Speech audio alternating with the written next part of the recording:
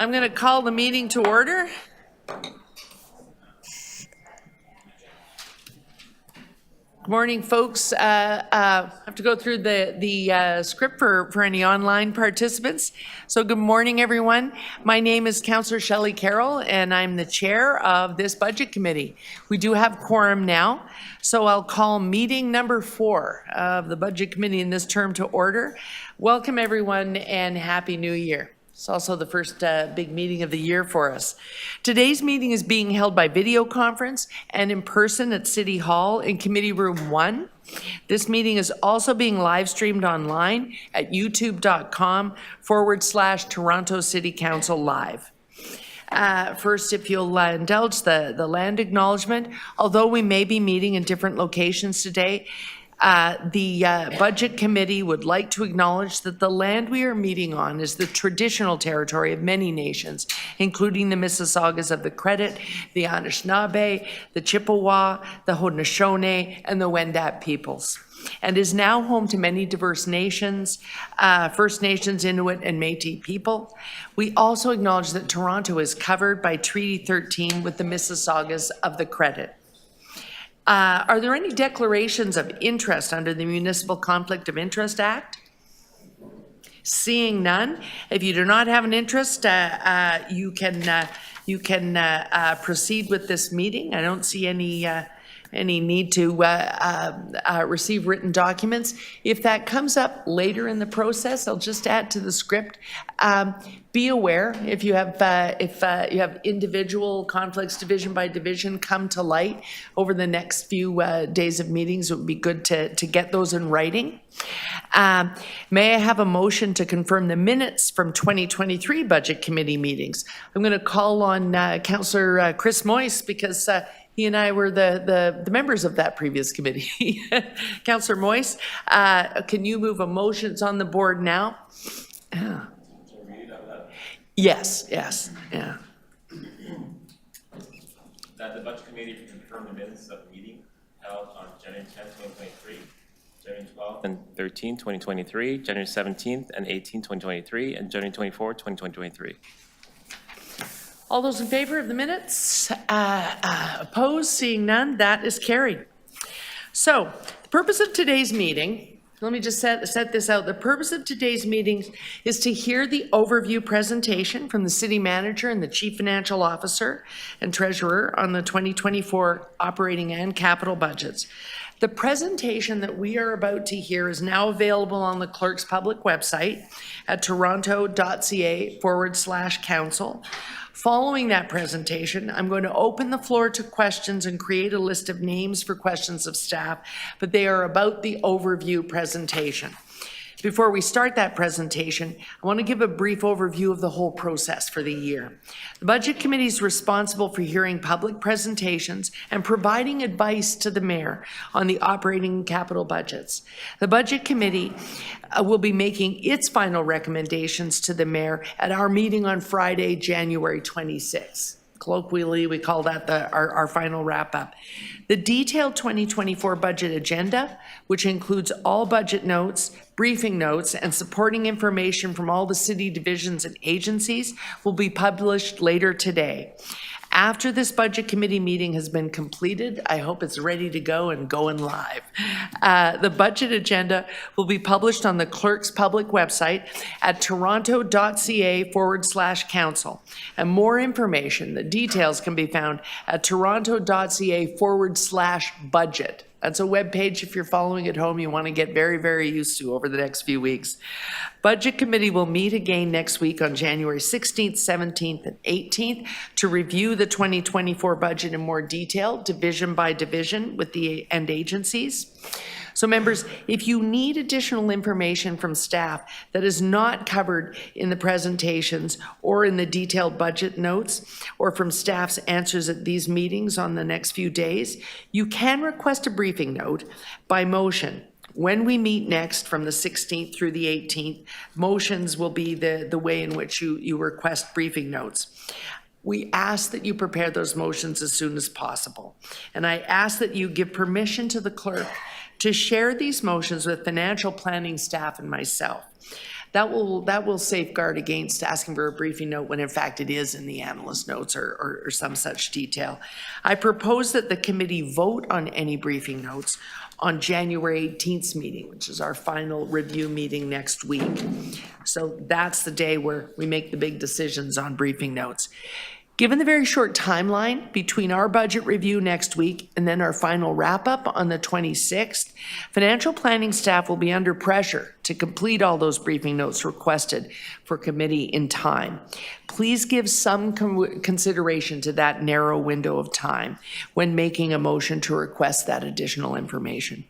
Budget Committee is scheduled to hear public speakers on Monday, January 22nd and Tuesday, January 23rd.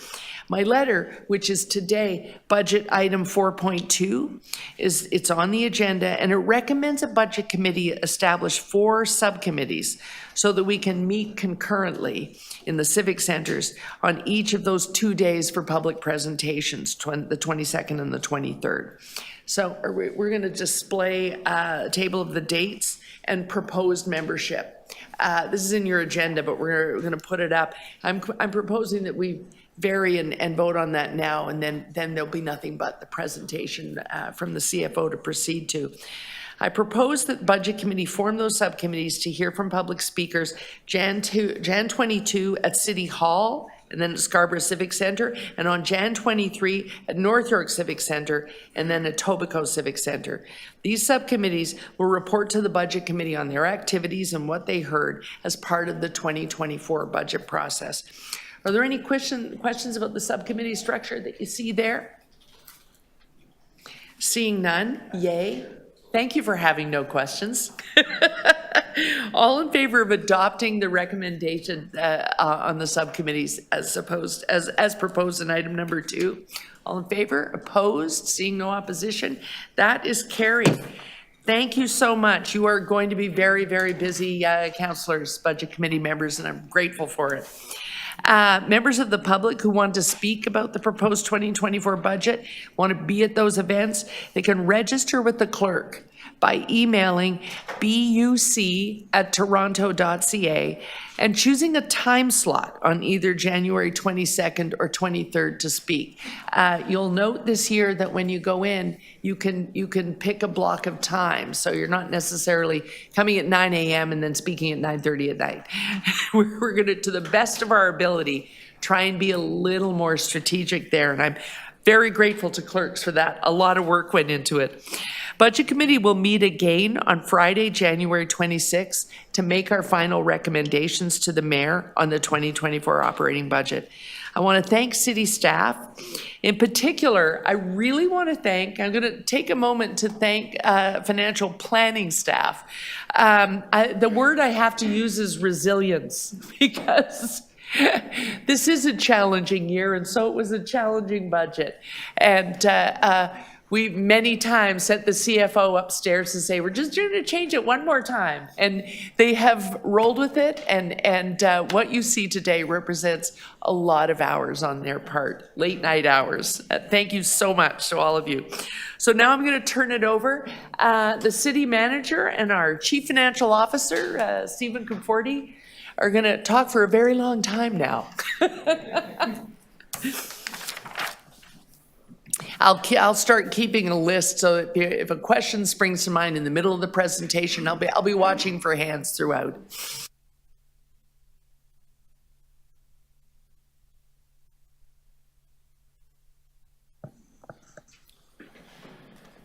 Well, thank you very much, Chair and members of the Budget Committee. Happy New Year to you all, and it is my pleasure, and I know Steve's pleasure, to be here today to walk you through the overview presentation. As the Budget Chief and the Chair indicated, today is about the overview and gets us into the conversation, which will continue in earnest next week, when you will have the opportunity to delve more deeply into the service areas and the various divisions that, of course, have all been working very hard to bring forward their operational and capital budgets for your consideration.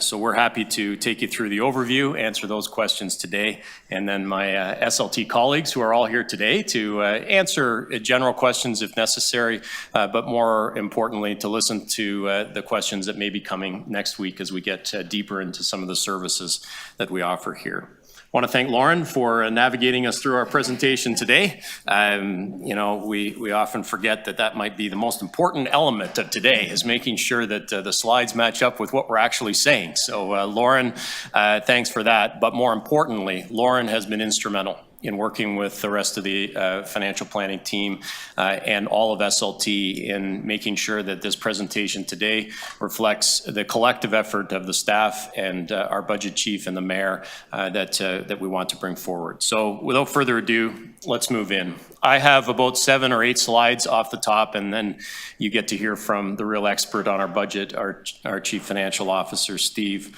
And I'm not going to walk through each of these slides in great detail, because after this first slide, the next 3 or 4 are things that you've heard us talk about and you've been very involved with for a while. But I want to pause on this beginning slide that kicks off our budget process for 2024 and reflect on how we moved to today.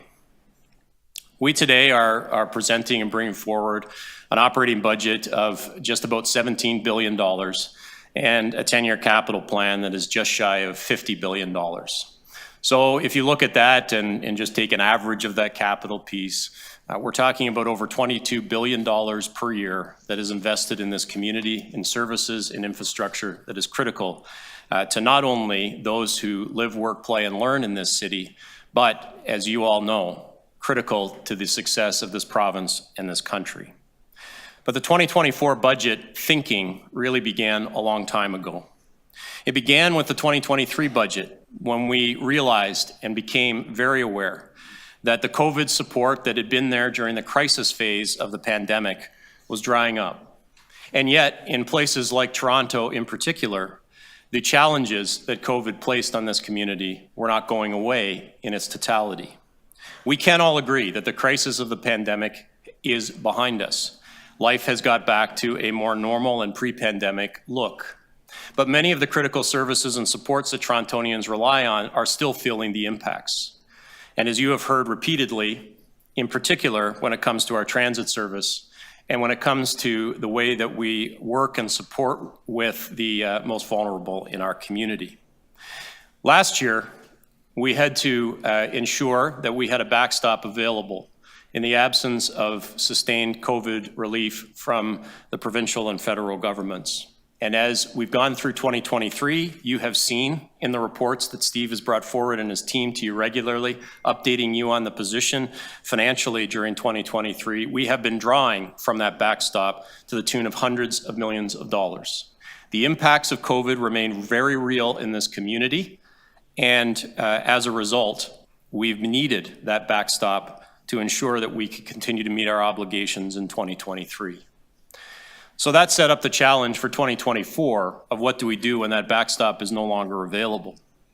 In March, we provided you a snapshot and a look at through the long-term financial plan of what the issues Toronto was going to be facing over the next decade, but in particular also talked about the challenge in 2024.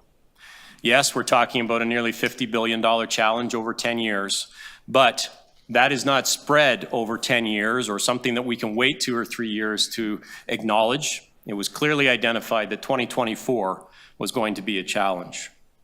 And so in the summer and at the special council meeting in September, the long-term financial plan was discussed and debated by council. And through a series of recommendations, you approved measures that will kick in 2024 and will also have an impact on future budgets. And that also began the heavy lifting as we get towards today's presentation and launch of our budget process. It begins internally. Once we understood the impact of the long-term financial plan, we were able to give direction to our staff and have them build their internal submissions. As you know, there is a huge amount of work that happened within our divisions as they look at how they can maintain service and deliver service in an appropriate way to Torontonians. But one of the things that we do each and every year, which I feel doesn't get enough sometimes publicity, is the line-by-line review that happens division by division so that we can bring forward submissions that are the most efficient and effective as we look to deliver service. As you will see later on in the presentation, over $600 million of offsets or reductions have been identified, including $244 million that was identified through the submission process between September and October and November. That is the work of your staff, not simply saying, well, just find us some additional revenue and we'll keep trucking on. It is our staff committed to continuous improvement and continuing to be efficient and effective in the services they deliver. The long-term financial plan kickstarted an intergovernmental approach, which, as we all know now, was done in a new and unique way when our mayor and the premier of this province decided that they would charge senior staff in both organizations to work over a 2-month period to bring forward ideas that could help build a stronger sustainability for the City of Toronto. It led to immediate and longer-term actions that directly impact both our operating and capital budget, and they have been included in our submission and our budget that we're launching today. That is a Herculean effort over a short period of time, done in a way that allowed us to ensure that we could make those changes and those additions to our budget in time for today. And so as you sit here today and look at how our budget was informed, you can see the various elements that I've described go into what we're doing today. We did want to maintain core services that are cut across the entire City of Toronto and maintain service levels. We did want to ensure that we took into account key investments that Torontonians have been endorsing through our public consultation, and you as council have been saying are key to what you see as the future of this community. Those are about how we move people around this community, how we deal with the issues of affordability, particularly when it comes to housing, how we support the most vulnerable in the city, and how we make Toronto safer. While we certainly did not go to each and every division and say, what are all the enhancements you could possibly want this year? Because this is not the year for that to occur. We did, in a strategic way, include some enhancements to services that will help this city. But at the end of the day, as we talked about in the long-term financial plan, this was never about one entity or one group of people or one body solving the issues that Toronto has from a fiscal sustainability perspective. Everybody has to play their part. And we're pleased that there have been institutions outside of the City of Toronto, primarily the province of Ontario, that has stepped up and is willing to do some help. We have more to do, and there's more work to happen, but we're very pleased with some of those efforts. We know our staff continue to work very hard each and every day to make sure our programs are delivered effectively and efficiently. But at the end of the day, there is a role for the property taxpayers at the City of Toronto. It is never easy proposing a residential property tax increase. We understand as staff, as much as you understand as our governing body, the impact that this has year over year on the people of this community. Today's operating budget tax increase is large, and we acknowledge that. But it is put in the context of what is above that bullet point on this slide. How we built our budget is important in terms of how we've driven to the number that's before you today. And we will, of course, talk about our capital budget later in this presentation and talk about the City Building Fund at that time. I do want to say to you that there is a point of disappointment for me in our presentation today. The disappointment is, as you can see from the presentation, you have heard from the chair of this committee, we can offer you no specificity on how we will deal with the very significant challenges from a financial perspective and an operational perspective related to refugee and asylum seekers who are coming to this community. We have no confirmation from the federal government at this particular moment in time and in time for this budget presentation that talks about how we will deal with what is now beyond a relatively large piece of our budget. It is a huge piece of the budget. To do what we do, and the latest statistics that I had for this week is that there are about 5,800 refugee and asylum seekers somewhere in our base shelter system or in additional shelter spaces that we have opened up. It, on an annual basis, is about $250 million that we need to find to fund that operation. Put in another way, it's close to $700,000 a day. That means that on January 10th, we have already expended $7 million to support those who are coming to this country under incredible burden and under incredible pain and under incredible trauma. We want to be there to support it, and Toronto continues to step up in our operational efforts. But as of today, we have no clear sense of how we're going to support that. It is disappointing to me because this is not a conversation that happened in the last few weeks as we were finalizing our budget. About a year ago, we indicated to Immigration, Refugee and Citizenship Canada that we were seeing numbers increasing that we felt were on a trajectory that would take us beyond the numbers that we had seen pre-pandemic. And yes, there was a convening of operational tables, and yes, there was an opening of line of communications, but at the same time, access to funding was closed down in the early part of 2023, and yes, reopened later in 2023, and we appreciate that, but nowhere near to the level that we need to deal with the challenges that we face here. The federal government, halfway through our process of the New Deal for Toronto, agreed to join the table. They heard at that table that one of our key operational challenges was around shelters. The province of Ontario recognized that and said from a homelessness perspective that Toronto continues to deliver shelter services beyond that which any other municipality does, and acknowledged that in the New Deal that the Premier and the Mayor agreed to. $200 million a year for shelter. But they were clear, along with the City of Toronto, to say there is this additional piece when it comes to refugee and asylum seekers that the federal government must come to the table around. And yet today we sit here with no answer. The timing of our budget was clear to everyone, when we were going to launch and when this process is. And so is there an opportunity continued for us to hear from the federal government? Yes, the conversations continue, and we hope that we will seek and see some kind of resolution here. But it is disappointing today that we're not able to give you a stronger pathway on a budget piece that, as is noted in our materials, is the equivalent to a 6% raise in property taxes. And so the province of Ontario, who recognized our budget process, who provided us clarity prior to January 1st, who have been committed to flowing funding immediately to help our operating budget in 2024, I want to say thank you for not only recognizing the investments that are necessary, but recognizing the financial realities of our budget year and our fiscal year and how we need that commitment so that we can make the decisions that we need. And we hope in the coming weeks that we'll be able to thank the federal government for stepping up and doing the same. The next series of slides that I'll ask Lauren to leave up for maybe a second or two, and then we'll move on, really give you the background that you know about the role that Toronto plays in the larger context of this province and this country. We are an economic engine, and so as the province goes and as the country goes, so Toronto goes and vice versa.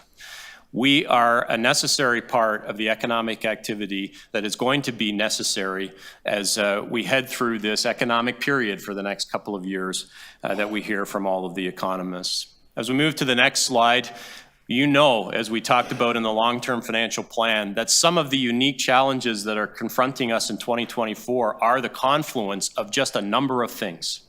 The hangover of COVID, the issues that have to do with interest rates and the issues that have to do with inflation, all coming at us at the same time. And so as we deal with all of those issues, it challenges us on a budget front. As we move to the next slide, you've heard from me that we continue to step up. And that is a credit to you as our governing body, and it is a credit to the folks that work in the Toronto Public Service who then act and implement on our directions. We continue to provide a variety of services that go beyond that which we are legislatively required to deliver. And we do so because those are the kinds of things that make this city livable, that make this city the beacon that it is around the world for people to emigrate to, and for the people who are here to strive to be a part of for a long time. And talk to you about how we do a stronger job of multi-year approaches to understanding how we can plan for the future of our budgets. But more importantly, it isn't about those black and white numbers on the page. Whatever our budgets are is about how we will deliver service to this city. So with that, I'll turn things over to our Chief Financial Officer, who has just done an amazing job this year of balancing what are a series of ever-competing priorities. You know, the old joke is that every budget year is the worst budget year. And the problem with saying that every year, and this is for me, my 14th municipal budget across 2 municipalities, is that sometimes, you know, that becomes a joke and just a line. You know this year that this is true. This is one of the toughest budgets that I've been a part of. I've talked to Steve, and he has lots of experience of budgets, and he said the same thing. So Steve, over to you. Job well done, and take us through the rest of the presentation. Great, thank you, Paul. And before I start, I'd like to extend my thanks to our budget chair and budget committee members for all your support throughout this process. And we know there's still a few weeks to go, and there's going to be a lot of meetings in the next week, so looking forward to that and the continued support from all of you. I think everyone here appreciates the challenge that is the 2024 budget. And I'd also like to take a moment to extend my thanks to staff across the organization that have supported budget development and helped get us to the point where we are today.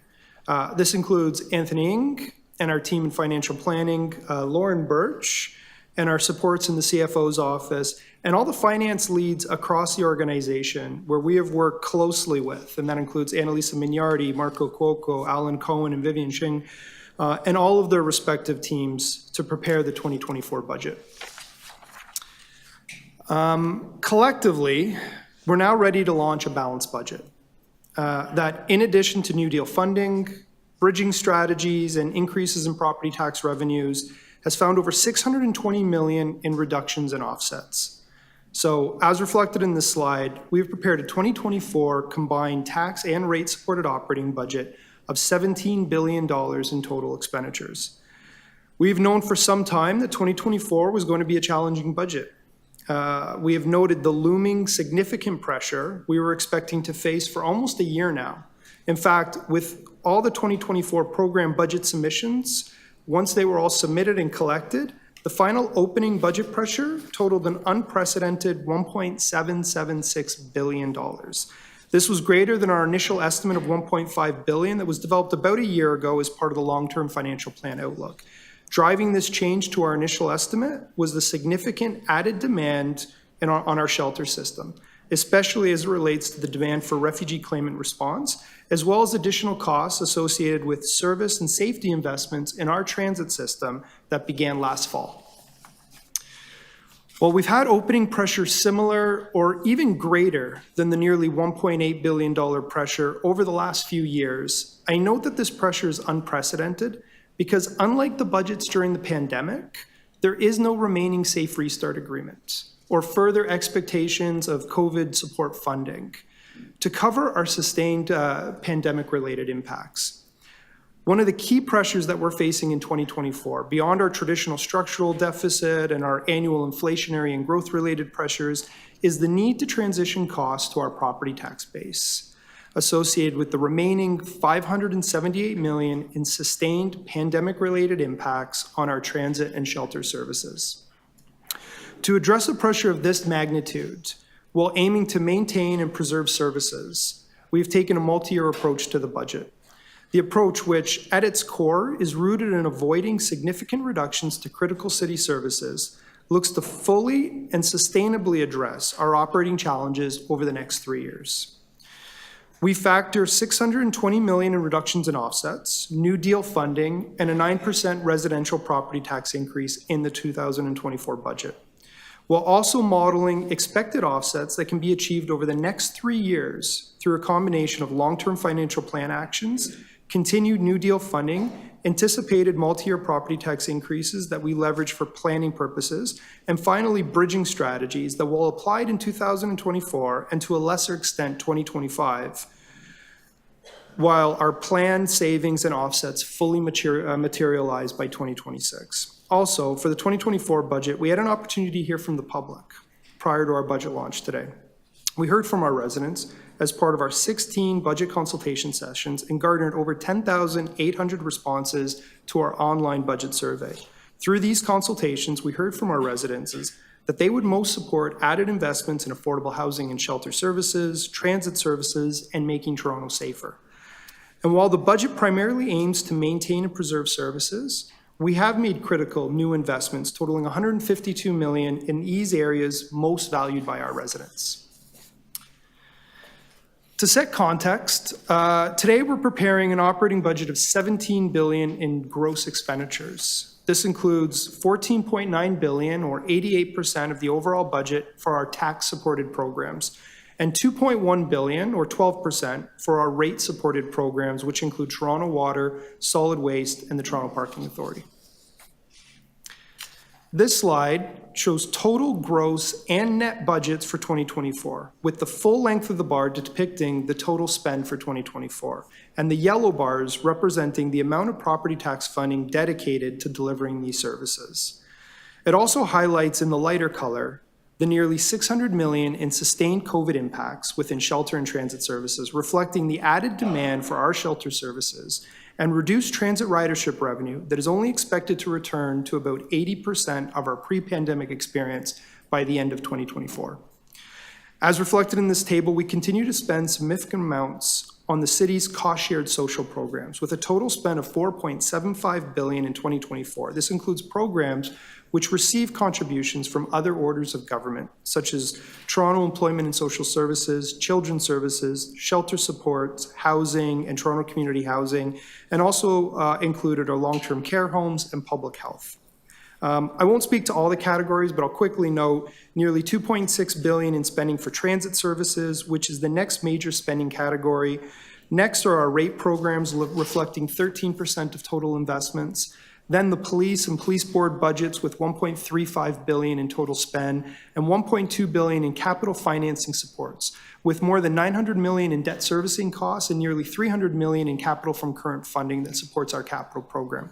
I'll also point out corporate accounts with just over $1 billion includes expenses incurred on behalf of the entire organization, such as insurance and employee liabilities. This is also where we capture corporate revenues, such as dividends, land transfer tax, and is why the budget reflects an overall net revenue in this graphic. We've shown this slide over the last few years, and it captures the historic opening budget pressures the city has faced on an annual basis. What's important about this slide in 2024 is that while the nearly $1.8 billion pressure isn't as significant as the pressure we faced during the pandemic, the key difference is there's no longer any expected COVID support funding included in our budget. We are now at the stage post-pandemic where all the remaining sustained pandemic impacts, coupled with the very significant $1.2 billion in growth and inflationary impacts, will need to be fully addressed by our property tax base or other available city revenues. Given the magnitude of the opening pressure and to avoid otherwise necessary reductions to critical city services, we have introduced an enhanced multi-year strategy to successfully transition these pressures, including sustained COVID impacts, to be permanently funded within the city's budget. I'd like to delve into the 2024 opening budget pressure of almost $1.8 billion a bit more. As I noted, this does represent an increase from our initial estimate of $1.5 billion that was developed almost a year ago. This is no longer a forecast and is now supported by budget submissions provided by divisions and agencies as part of the 2024 budget process. And really, the increase from our previous estimate is related to two main drivers. First, it reflects an increased demand for shelter services, including for refugee claimants in our base system, And second, it reflects higher than initially forecasted transit costs arising from added investments made in the fall of 2023.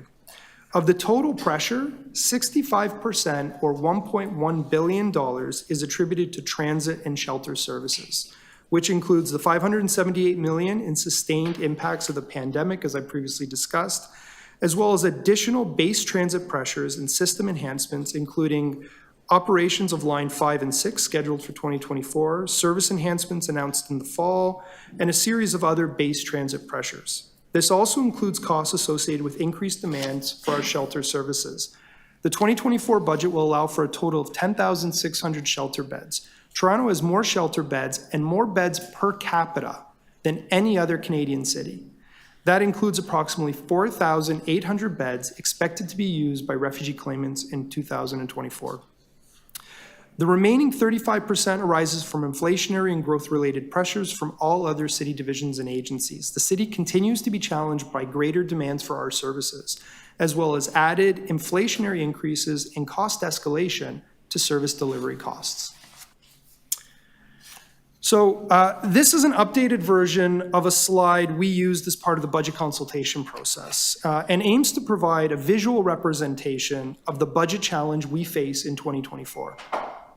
The large red tower that you see on the left of the graphic represents to scale the 2024 opening budget pressure of nearly $1.8 billion. The much smaller green tower just to the right of it reflects the $42 million in annual revenue that is generated for every 1% residential property tax increase.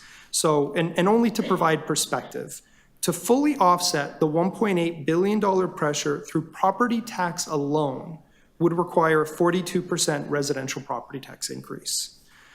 Now, the other towers that you see represent the portion of property tax funding that supports our municipal services that we provide here in the City of Toronto. This includes the portions above that bold red line that you might be able to make out there, reflected in TTC and shelter services, that represents permanent funding towards the sustained impacts of the pandemic. So alternatively, if we were to approach the 2024 budget challenge through program reductions alone, we could completely eliminate transit service in the city. That includes subways, streetcars, and buses, as well as completely eliminate all fire services and fire response in the city. And we would still be about $30 million short from balancing this year's budget. So I'd like to now take you through the approach that we've actually taken to bring forward a balanced 2024 budget. To do so, and with the lens of a multi-year approach that I had mentioned earlier, we've taken 5 key balancing actions. First, as we always do, as part of the annual budget process, staff review budget submissions and identify potential opportunities for offsets, efficiencies, and other revenue actions. This year, those actions total $620 million in offsets when factoring both $244 million in opportunities identified as part of budget submissions through all of our program staff and agencies, and a further $376 million in offsets identified post-budget submission leading up to today's budget launch. These actions include line-by-line program reviews to ensure budgets reflect prior year actual experience and expected 2024 experiences. User fee and revenue adjustments, $30 million in long-term financial plan actions, including new revenues from the graduated municipal land transfer tax rate on high-value homes, with additional financial benefits to be realized in future years. As I noted, a key goal of the 2024 budget was to preserve and maintain services and service levels. This budget does that with very limited amount of service reductions. One key reduction that is reflected in the 2024 budget is the elimination of the city's windrow clearing program that is currently provided through this winter in select areas of the city. We expect full-year savings of $16 million through the removal of this service that would be partially experienced in 2024 and fully realized by 2025. Our second series of actions include multi-year bridging strategies, which are designed to be temporary measures to strategically manage the pressure we face today and manage it over the next 3 years. This includes the full depletion of the remaining COVID backstop of $305 million and other one-time or limited-time actions. Of these bridging, as these bridging strategies are reversed in 2025 and 2026, they will be replaced through other planned actions that will fully materialize over the next 3 years, predominantly those approved as part of the long-term financial plan. Third, our balancing actions factor $382 million in New Deal funding, mostly related to transit and shelter services. Fourth, the 2024 budget, staff-prepared budget incorporates $380 million in additional revenue generated from a residential property tax rate increase of 9%. And lastly, we expect the availability of a federal funding program to offset costs for refugee claimant response. Next slide. So as I just noted, the city expects to have access to a federal funding program in 2024 to provide reimbursement of costs associated with refugee claimant response. The 2024 budget expects 4,300 shelter beds to be used for refugee claimants and asylum seekers at an initial cost estimate of $250 million. This represents additional costs beyond 500 dedicated spaces that are provided and funded by the city for refugee claimants in our annual base budget. I should note, $250 million is our current cost estimate. It is subject to change, and as we've seen over the last year, could easily fluctuate based on the actual demand for our shelter services. In short, the city expects access to a federal funding program in 2024 for reimbursement of refugee response costs. We are now in January of 2024, and in the absence of a federal funding commitment during this budget process, staff will report back to the special council meeting in February with actions required to maintain a balanced budget. I should note that the equivalent of an added 6% property tax increase would be required to support the 4,300 shelter beds for refugee claimants at an estimated cost of $250 million. On a more uplifting note, the 2024 budget incorporates funds expected from the New Deal agreement with the province and supports the city's multi-year strategy to achieve an enhanced level of financial sustainability by the end of 2026.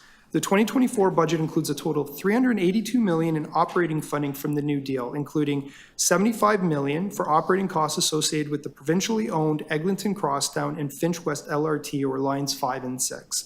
$100 million to invest in subway and transit safety, recovery, and sustainable operations, $200 million for base shelter and homelessness supports, and to a lesser extent, $6.9 million in operating funding for the Gardiner Expressway while the due diligence process is completed to upload it to the province. In 2025 and 2026, we expect a total of $410 and $445 million respectively in New Deal operating funding. In addition to the outcomes of the New Deal, this year's budget was heavily influenced by a series of new public consultation sessions held this past fall. Initiated by the mayor and our budget chair, the city hosted a month-long engagement campaign, including an online survey and various consultation sessions for residents to participate in. In total, the city received over 10,800 responses to our budget survey.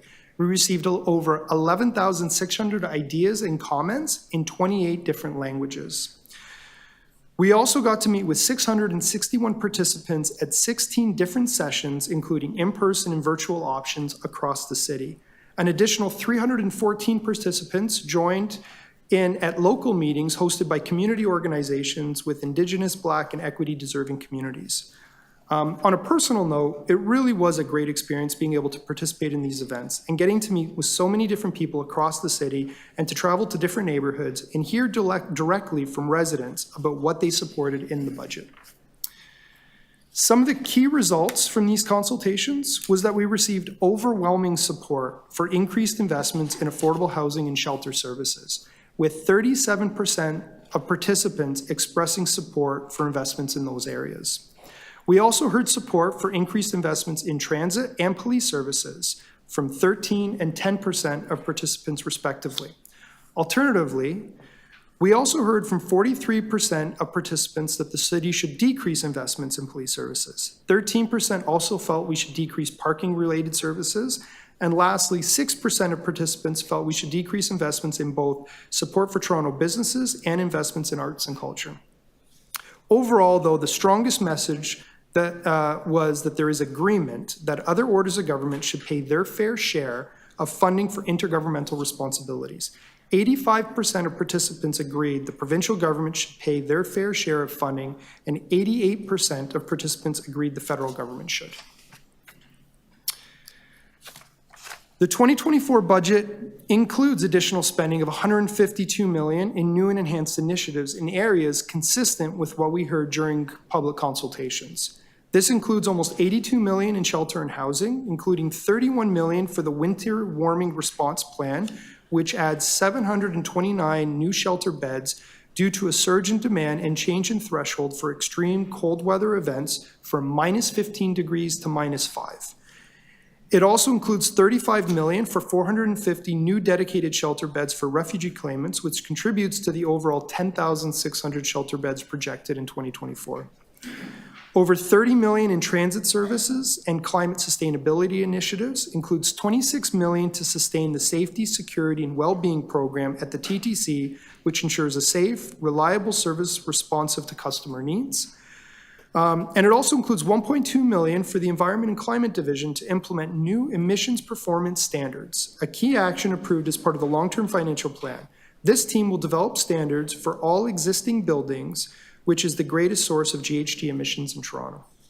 We're spending almost $20 million on new community initiatives, including almost $17 million to increase direct nursing hours for residents at the city's long-term care homes, supported by provincial funding, and investing $2.5 million for the Toronto Public Library's Open Hours Implementation Plan, which will add additional hours throughout the week at a number of libraries, including expanding Sunday service to 8 additional branches.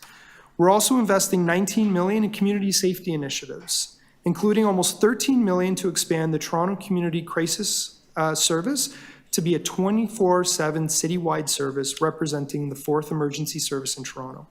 And like last year, we continue to invest more in the council-approved staffing plans for paramedic and fire services. These staffing plans total an additional $5.5 million in 2024, which will allow for hiring of 52 new firefighters and 62 new paramedics this year.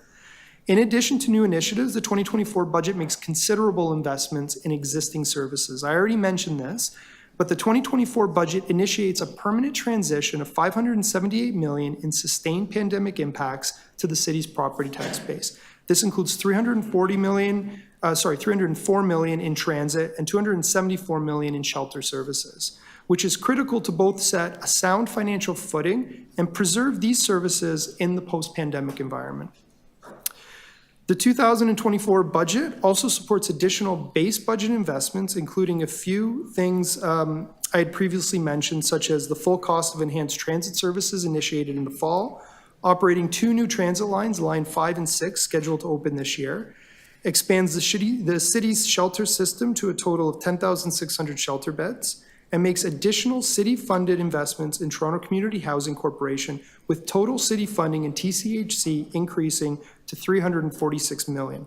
Together, these new and base investments result in enhanced funding for shelter, housing, transit, and safety, all key areas we heard support for during the budget consultations. We've noted that this year's budget was developed with a multi-year lens. And we know that achieving financial sustainability for the city while preserving critical city services will require a multi-year approach. That is why we have taken an enhanced 3-year view to this year's budget. As we've seen, a lot can change in a year. But going into 2025, our current estimated operating pressure is approximately $1.4 billion. This includes the reversal of some of our bridging strategies, resulting in a $320 million pressure and a continued estimated cost of $250 million for ongoing refugee claimant response. We have a plan in place to address those pressures through a combination of balancing actions. This includes an incremental $146 million expected for further implementation of long-term financial plan actions. It also includes incremental new deal funding of $35 million for operations of Lines 5 and 6. Consistent with our multi-year approach, we have assumed incremental property tax revenue of $280 million for budget planning purposes, as well as $250 million in annual federal funding to offset costs for the city's refugee claimant response. This is projected to require a remaining $719 million in reductions and offsets in 2025 through actions like our annual review process, efficiencies, and revenue actions. In 2026, we expect the opening pressure won't be as great, primarily due to a reduced need to reverse out 2024 bridging strategies. Like 2025, we expect incremental revenues from the New Deal, LTFP actions, property taxes, and federal funding to fully offset costs for refugee claimant response. Due to the phasing of key budget actions, we expect the remaining amount required to be identified through annual reductions and offsets will only be $335 million in 2026, which is far more manageable than our recent experience and sets the stage for enhanced financial stability within our operating budget. If you were one of the many people who tuned in during the public budget consultations, you might recognize this slide. Before we go any further in presentation, I'd like to reset the financial context. For all taxes and fees paid by the average resident in Canada, that includes your sales taxes, income taxes, and property taxes, municipalities only receive about 9%, which means 91 cents of every dollar in taxes you pay is actually going to the provincial and federal government. This is a key message during the long-term financial plan. The city currently does not have the revenue tools available that are commensurate with the scope and scale of services we deliver. So as I segue to the city's primary revenue source, property taxes, I'll reiterate that the 2024 budget incorporates a residential property tax rate increase of 9%. This equates to an annual increase of $321 for the average home, which has an assessed value of just under $700,000, or the equivalent of $26.75 monthly as an increase. The budget reflects an increase of 4.5% for multi-residential properties, half of the residential rate, 9% for industrial properties, and 4.5% for commercial properties. Since 2022, the city has maintained a small business property tax subclass, which provides a 15% rate reduction for eligible properties. The program currently benefits over 29,600 small businesses. The city also maintains property tax relief programs, including tax increase deferral programs and tax increase cancellation programs. In 2023, these programs benefited over 8,600 households, and since 2015 has provided $36 million in tax relief. Back in December, City Council approved interim rate increases of 3% for both Toronto Water and Solid Waste Management Services, which included water and wastewater consumption rates and solid waste rates and fees. The prepared budget before you today confirms those rates with no change to the 3% increase. This will result in an average annual household increase of $30 based on 230 cubic meters of water consumed, and it will result in an average increase of $9 to $16 for a single-family home, depending on the size of their garbage bin. We're just going to take a little refresh break. Okay, now we're going to turn over to the capital budget and plan. The 10-year capital plan totals nearly $50 billion, with $4.6 billion in spending in 2024 alone. The capital plan is balanced while maximizing the use of non-debt financing strategies. We anticipate new intergovernmental funding as reflected in the New Deal. The capital plan leverages growth-related funding tools for eligible investments, and it maintains a debt service ratio under 15% for all years within our 10-year planning period. The capital budget includes a 1.5% increase for the City Building Fund levy, which will be leveraged to support critical investments in transit and housing. Like previous years, this year's budget continues to enhance our climate focus in the capital planning process. The 10-year plan includes climate mitigation and adaptation actions. The gross 10-year capital plan is just under $50 billion. This includes $32 billion, or 64% for our tax-supported programs, and $17.8 billion, or 36% for our rate-supported programs, including Toronto Water, Solid Waste, and the Parking Authority. Of that amount, Toronto Water represents $16 billion in total spending over the 10-year period and actually reflects the single largest area of capital investment here in the city. So, as noted, our largest area of capital funding is from water rate revenue, totaling $14.6 billion, which speaks to the success we have had in directing annual water rate increases to support investments in water infrastructure. Traditional tax-supported debt funding totals $6.6 billion, and while we're seeing increased debt servicing costs with higher interest rates, we do benefit from the use of green and social bonds while ensuring that our debt services costs remain under 15% in each year of the plan. In addition to traditional tax-supported debt, the City Building Fund contributes to $5.5 billion, or 11% of total capital investments, and is applied against transit and housing initiatives. Rounding out debt funding, we also have almost $2 billion funded through recoverable debt, which will be serviced through additional revenue sources generated through capital investments. These three debt-related sources total just over $14 billion, or 28% of all funding in the 10-year capital plan.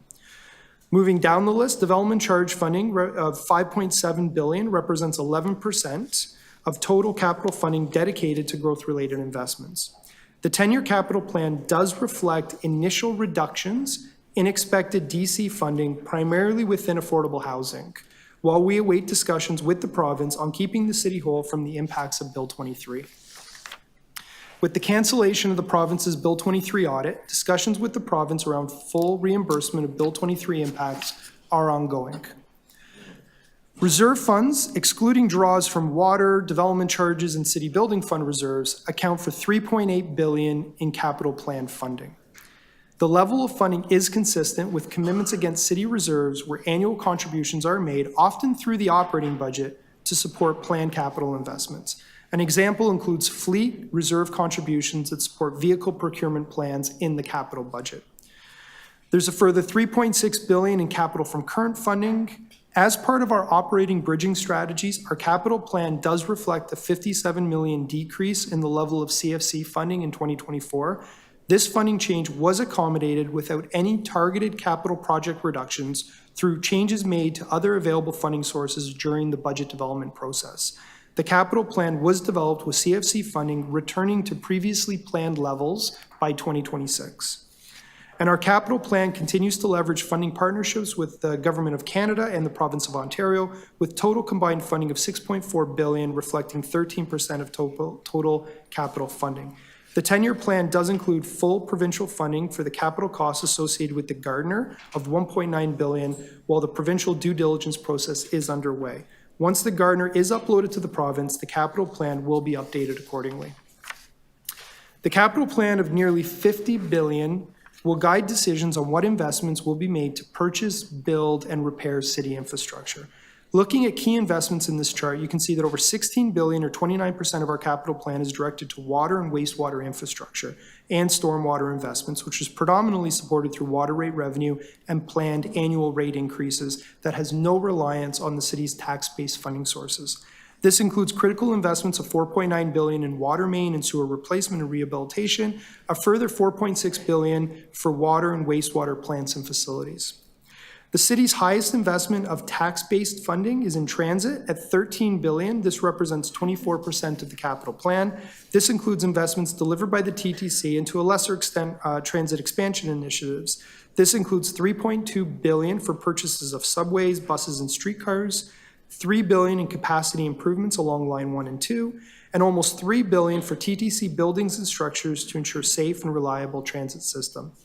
The city is also committed to spending $3.2 billion in housing, coupled with a further $5.3 billion in foregone revenues in the form of land contributions valued at $2.3 billion and city-directed incentives valued at $3 billion.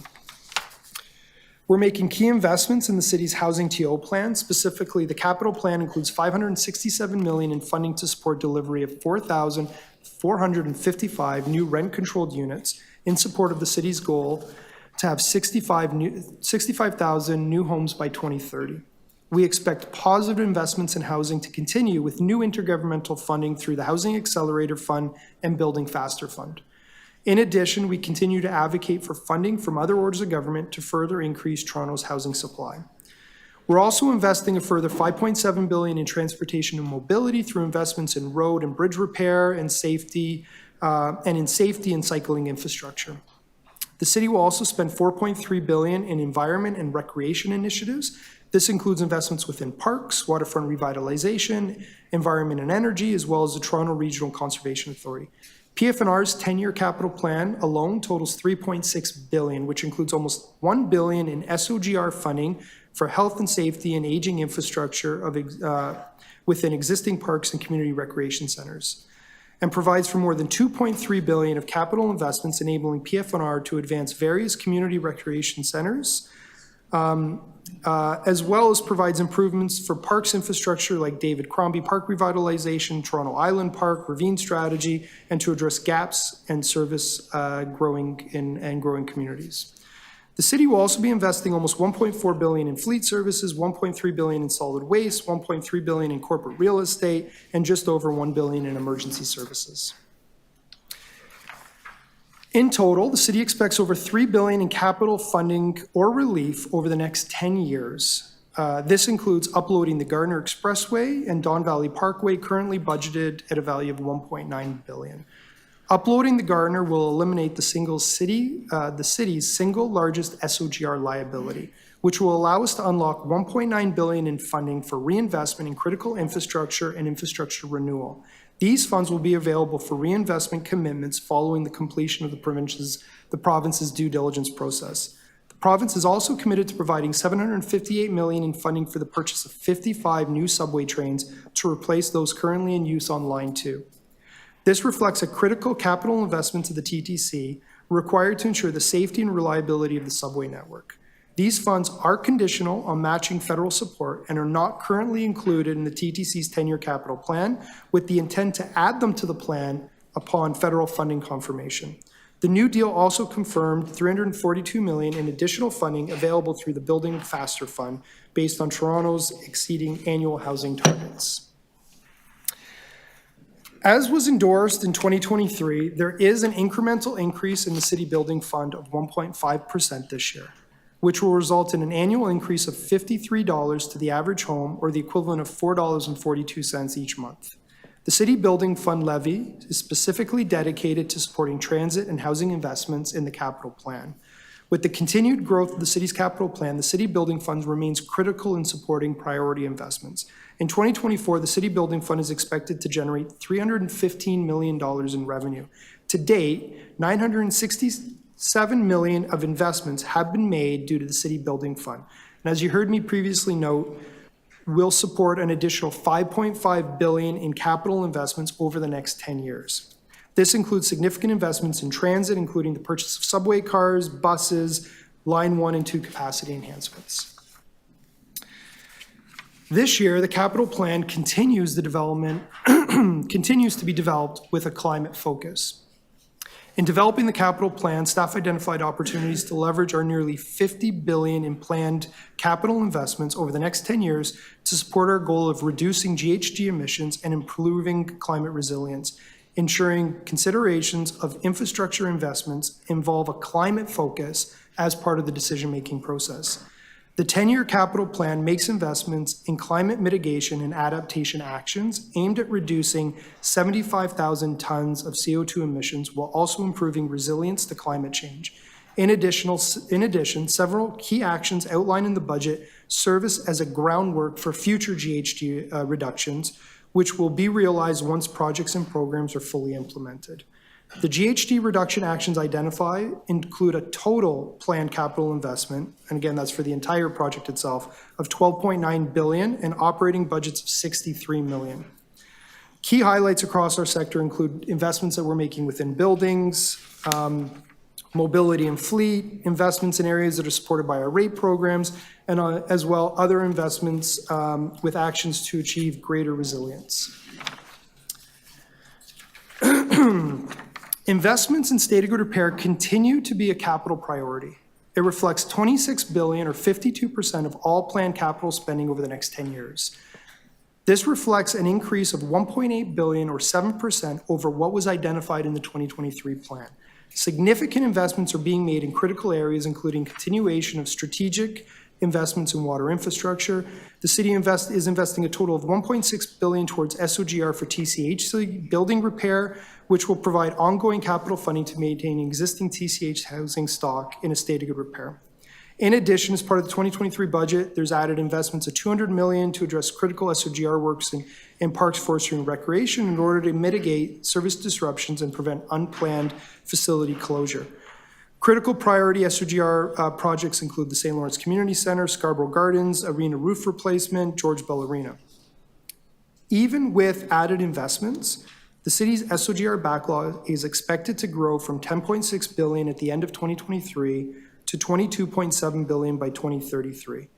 This has been driven by significant cost escalation, in part due to high inflation and recent supply chain issues, updated assessment of our infrastructure and assets, and infrastructure nearing the end of its useful life. The city is committed to continuing to address our growing backlog, and that's reflected in the added investment that you see here in the plan. The challenge is, even with that added investment, our SOGR is growing at a faster rate than we had even estimated last year. We do look to continue to address this moving forward. Following the province's due diligence process, Gardner and DVP funding will be reallocated in support of infrastructure renewal. As mentioned in the LTFP, staff will develop an enhanced capital prioritization framework, which will further prioritize capital investments. We'll continue to enhance our capital asset management planning with a report on non-core assets to come later this year. And lastly, the City Building Fund will continue to be used to mitigate transit and housing SOGR pressures. Okay, in conclusion. For decades, the City of Toronto was on a challenged financial path. We couldn't keep pace with the growing number of capital and operational pressures. As the economic engine of Ontario and Canada, the path we were on and the challenge we faced were truly unique to Toronto. Torontonians have stepped up to do all they could, but it's clear that we could not change direction alone or overnight. We are now on a new path that will enhance our future financial stability. We are embarking on a multi-year approach to address the city's financial challenges, which will incorporate both city-led initiatives and achieve budget reductions and offsets, and will apply new deal supports from the provincial government. Over the next 3 years, we'll continue to set the course for Toronto's future. This year's operating budget of $17 billion maintains core services and service levels while making key investments in transit, shelter, and community safety. A key component of this year's budget is the permanent transition of the sustained pandemic impacts to the city's tax base. We do expect federal funding programs for refugee claimant response and require the federal government to provide a firm funding commitment shortly. The 10-year capital plan of almost $50 billion continues to prioritize investments in SOGR while making advancements in transit and housing, with a focus on affordability and the capacity to deliver. The plan is achievable while staying within the city's debt service ratio of 15%. We're also proud of our climate focus, we continue to advance during the capital planning process. So before I fully wrap up, I'll take a moment just to go through the updated schedule with everyone. Next week, from January 16th to 18th, you'll receive presentations from our service areas and key agencies. On those same dates in the evenings, this year, the city will be hosting new telephone town halls, providing more opportunities for residents to participate in the budget process. This is the first time we've hosted these, and it will be great to have another opportunity to connect with the community. On February 22nd and 23rd, there will be another opportunity for the public to participate through public deputations to Budget Committee. On January 26th, we have a wrap-up Budget Committee meeting to review any further budget materials and questions. Then there will be a special council meeting on February 14th to focus the budget, to discuss the budget following the mayor's release of her proposed budget on February 1st. Say though, if you didn't keep flipping pages after that, there are also some pretty good, there are great details that you can use in your own communications in the next few pages after that. Those are really useful pieces of information that people can use. The comparisons that we always rely on when we're communicating with our residents. So I have some non-member guests here I'm very happy to say. So we're going to start a list, and we're going to go with councillors that are outside the Budget Committee first, including we have some virtual participants. Did you have a question first, Councillor Moyes? I've been doing this. Oh, okay. So you'll be the first on the member list. I'm going to go first. We have virtual participants with us. Councillor Ainsley, Councillor Crisanti, and Councillor Mantis. Are they still connected? I'm wondering if any of you want to indicate now that you want to be on the list to question staff on the presentation. Morning, Madam Chair. It's Councillor Mantis, but I don't have questions for the staff. Okay. Thanks for attending. And good morning, Madam Chair. It's Councillor Crisanti here. Yes, I'm just designing a couple of questions. If you could add me in, I'd be appreciated. Okay, you're on the list. Councillor Ainsley? I don't hear Councillor Ainsley. I'm going to take that as a no. Other Councillor Fletcher, I have down for questions. Councillor Nunziata, Councillor Sachs, and Councillor Perruzza. So let's start there. And our new councillor, we're going to get our first question. Okay. Sorry, Parthi, I was just like, okay, moving on. Okay. Oops, wait a minute. Just get that right.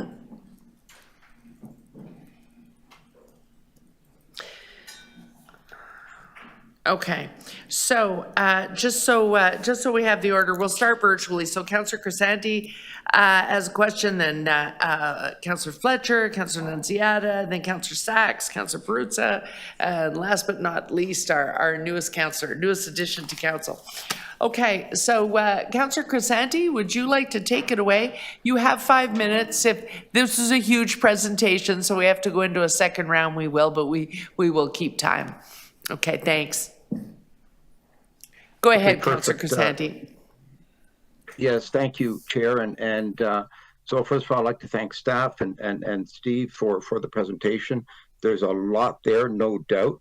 So Steve, I just want to go back to probably one of the final comments you were making with respect to the core services. That now it's a $17 billion operating budget, and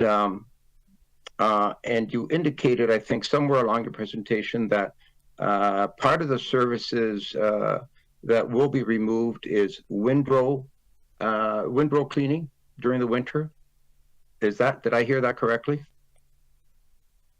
Through the budget chair, yeah, as we've noted in the presentation, as part of the over 600 million in reductions and offsets that we've identified, we have looked to limit impacts on service changes. However, one area where we have introduced a service change is in the removal of the windrow clearing service. The expectation is that we would continue to provide the service over the current winter, but we would look to see that removal beginning in the 2024-2025 winter season, with a total annualized savings of $16 million factored into our multi-year approach.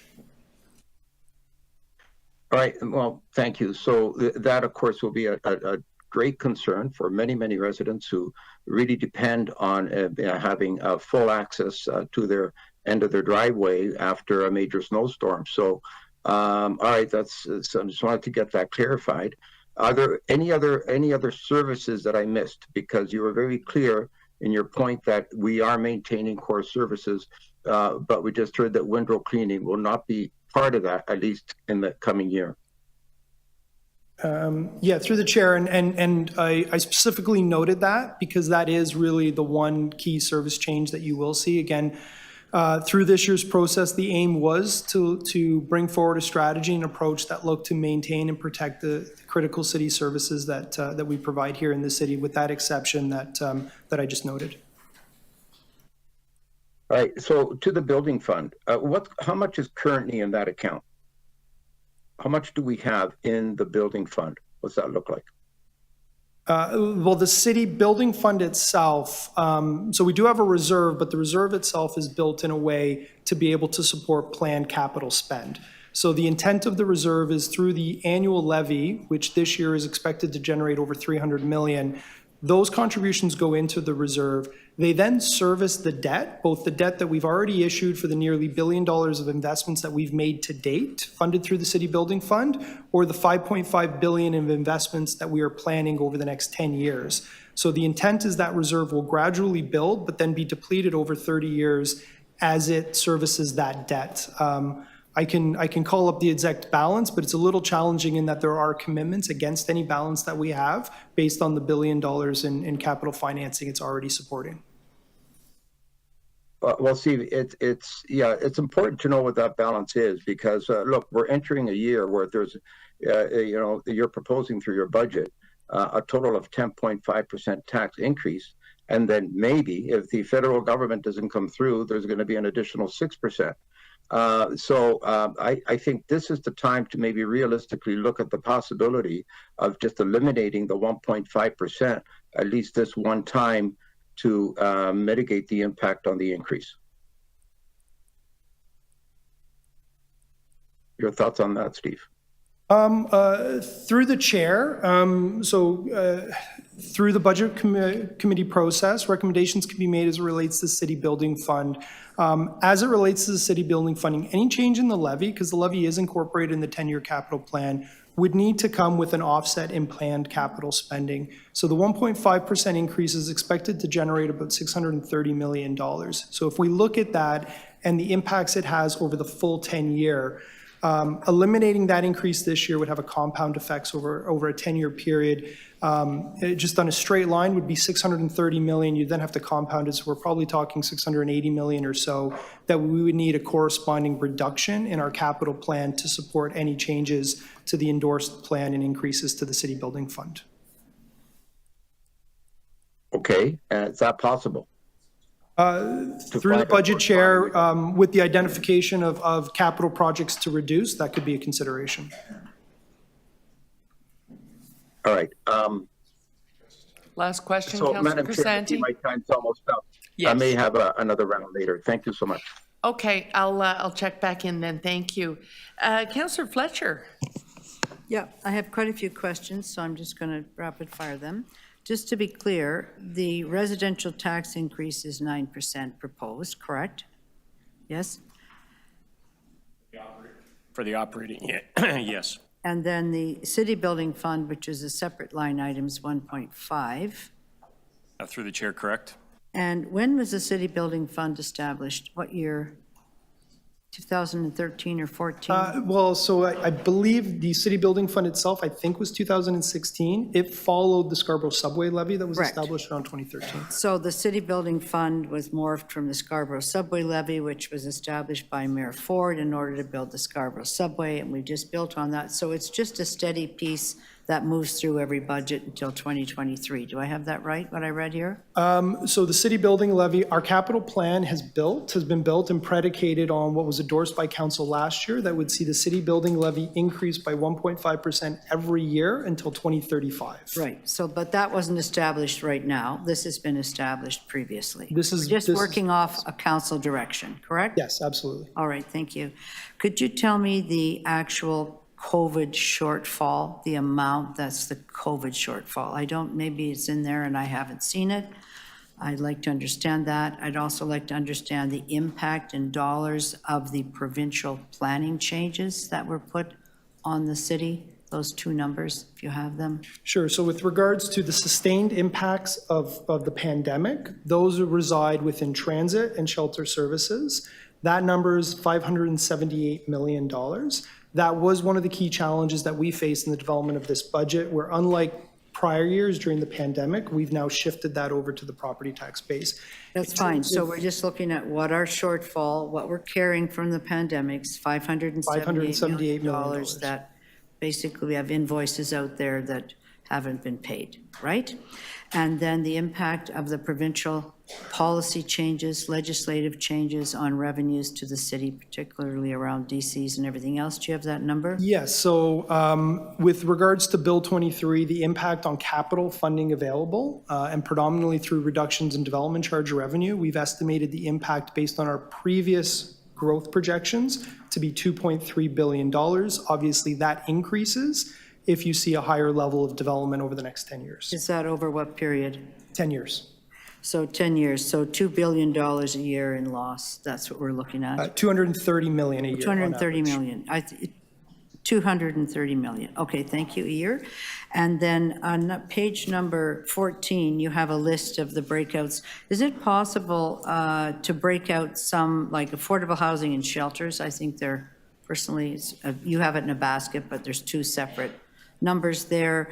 I think the public parks and recreation, they see those separately. We see them together. Parks, what's that? Recreation, what's that? Forestry, what's that? And again, for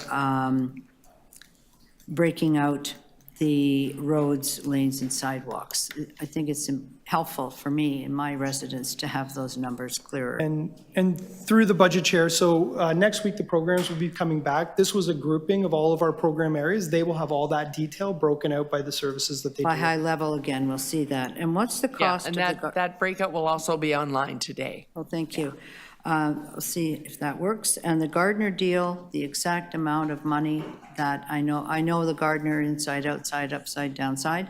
So the hybrid, the cost of the hybrid is being assumed. What are the total costs that are going to come back to us from the Gardner and when? So the total is roughly $1.9 billion. That also includes a small component for the DVP as well, but a much Of the smaller. what? Sorry. Of the Don Valley Parkway as well, but a much smaller amount. Flyover or the whole Don Valley? No, sorry, the entire, the state grid repair So work for the break that entire Don out, Valley, which okay. I think off memory was about 40 million or so. Right. In terms of our ability to release those funds, we are awaiting the completion of the province's due diligence process to be able to confirm the full release. As of now, our capital plan was built with the provincial funding included.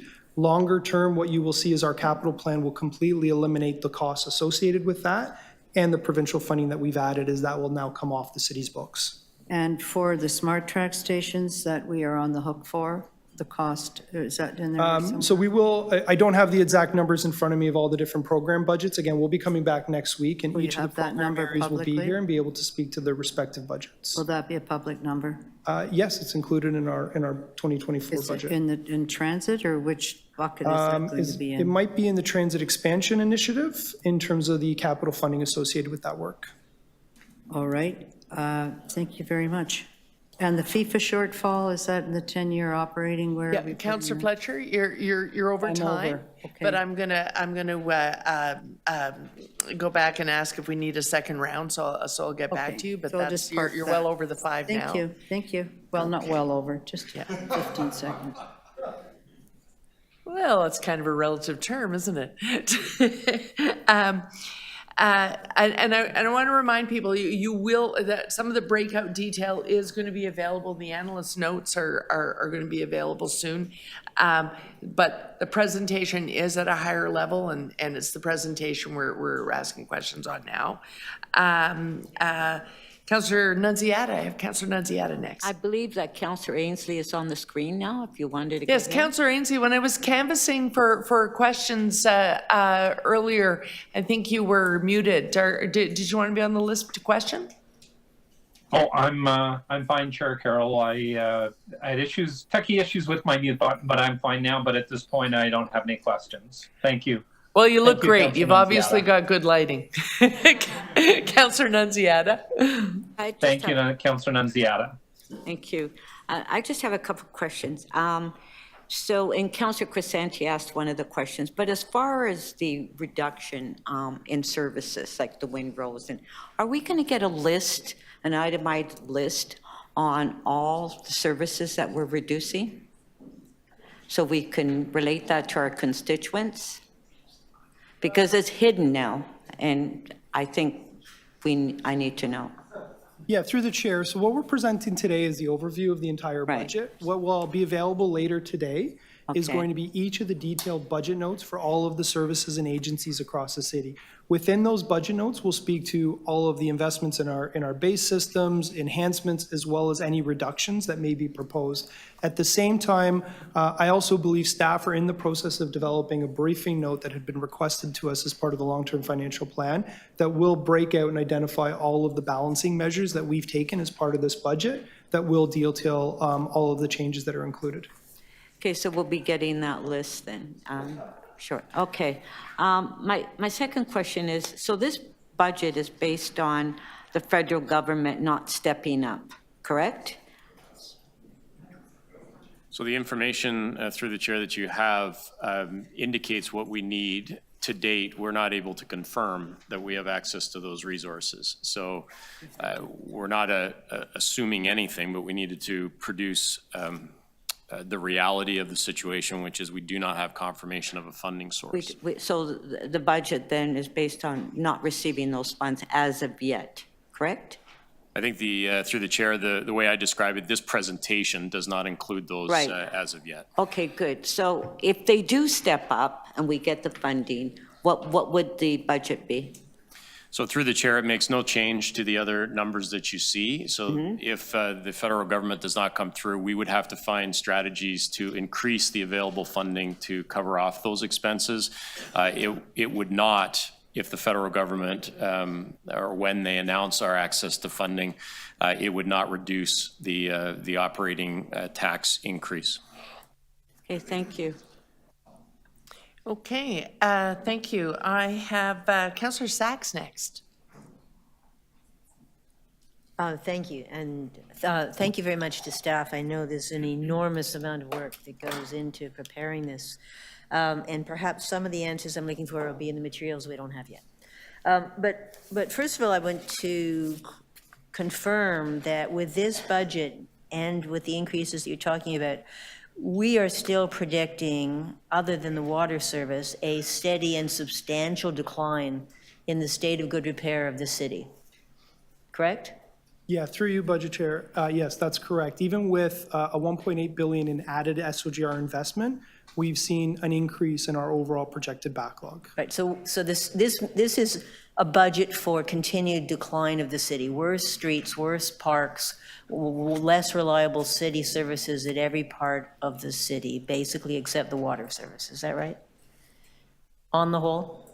So there is information in the appendix where you will see by service area in the city where the expectation is the backlog is going to grow. And to your point, Toronto Water would be the most significant where you see an improvement. Outside of that, the majority, you do see a continued increase in the backlogs. Right, and when we have a, state of good repair backlog, people don't understand, means we're not doing the preventative maintenance and the daily required maintenance that our engineers tell us we need to do in order to reduce long-term costs, improve reliability, and maintain the livability of the city, right?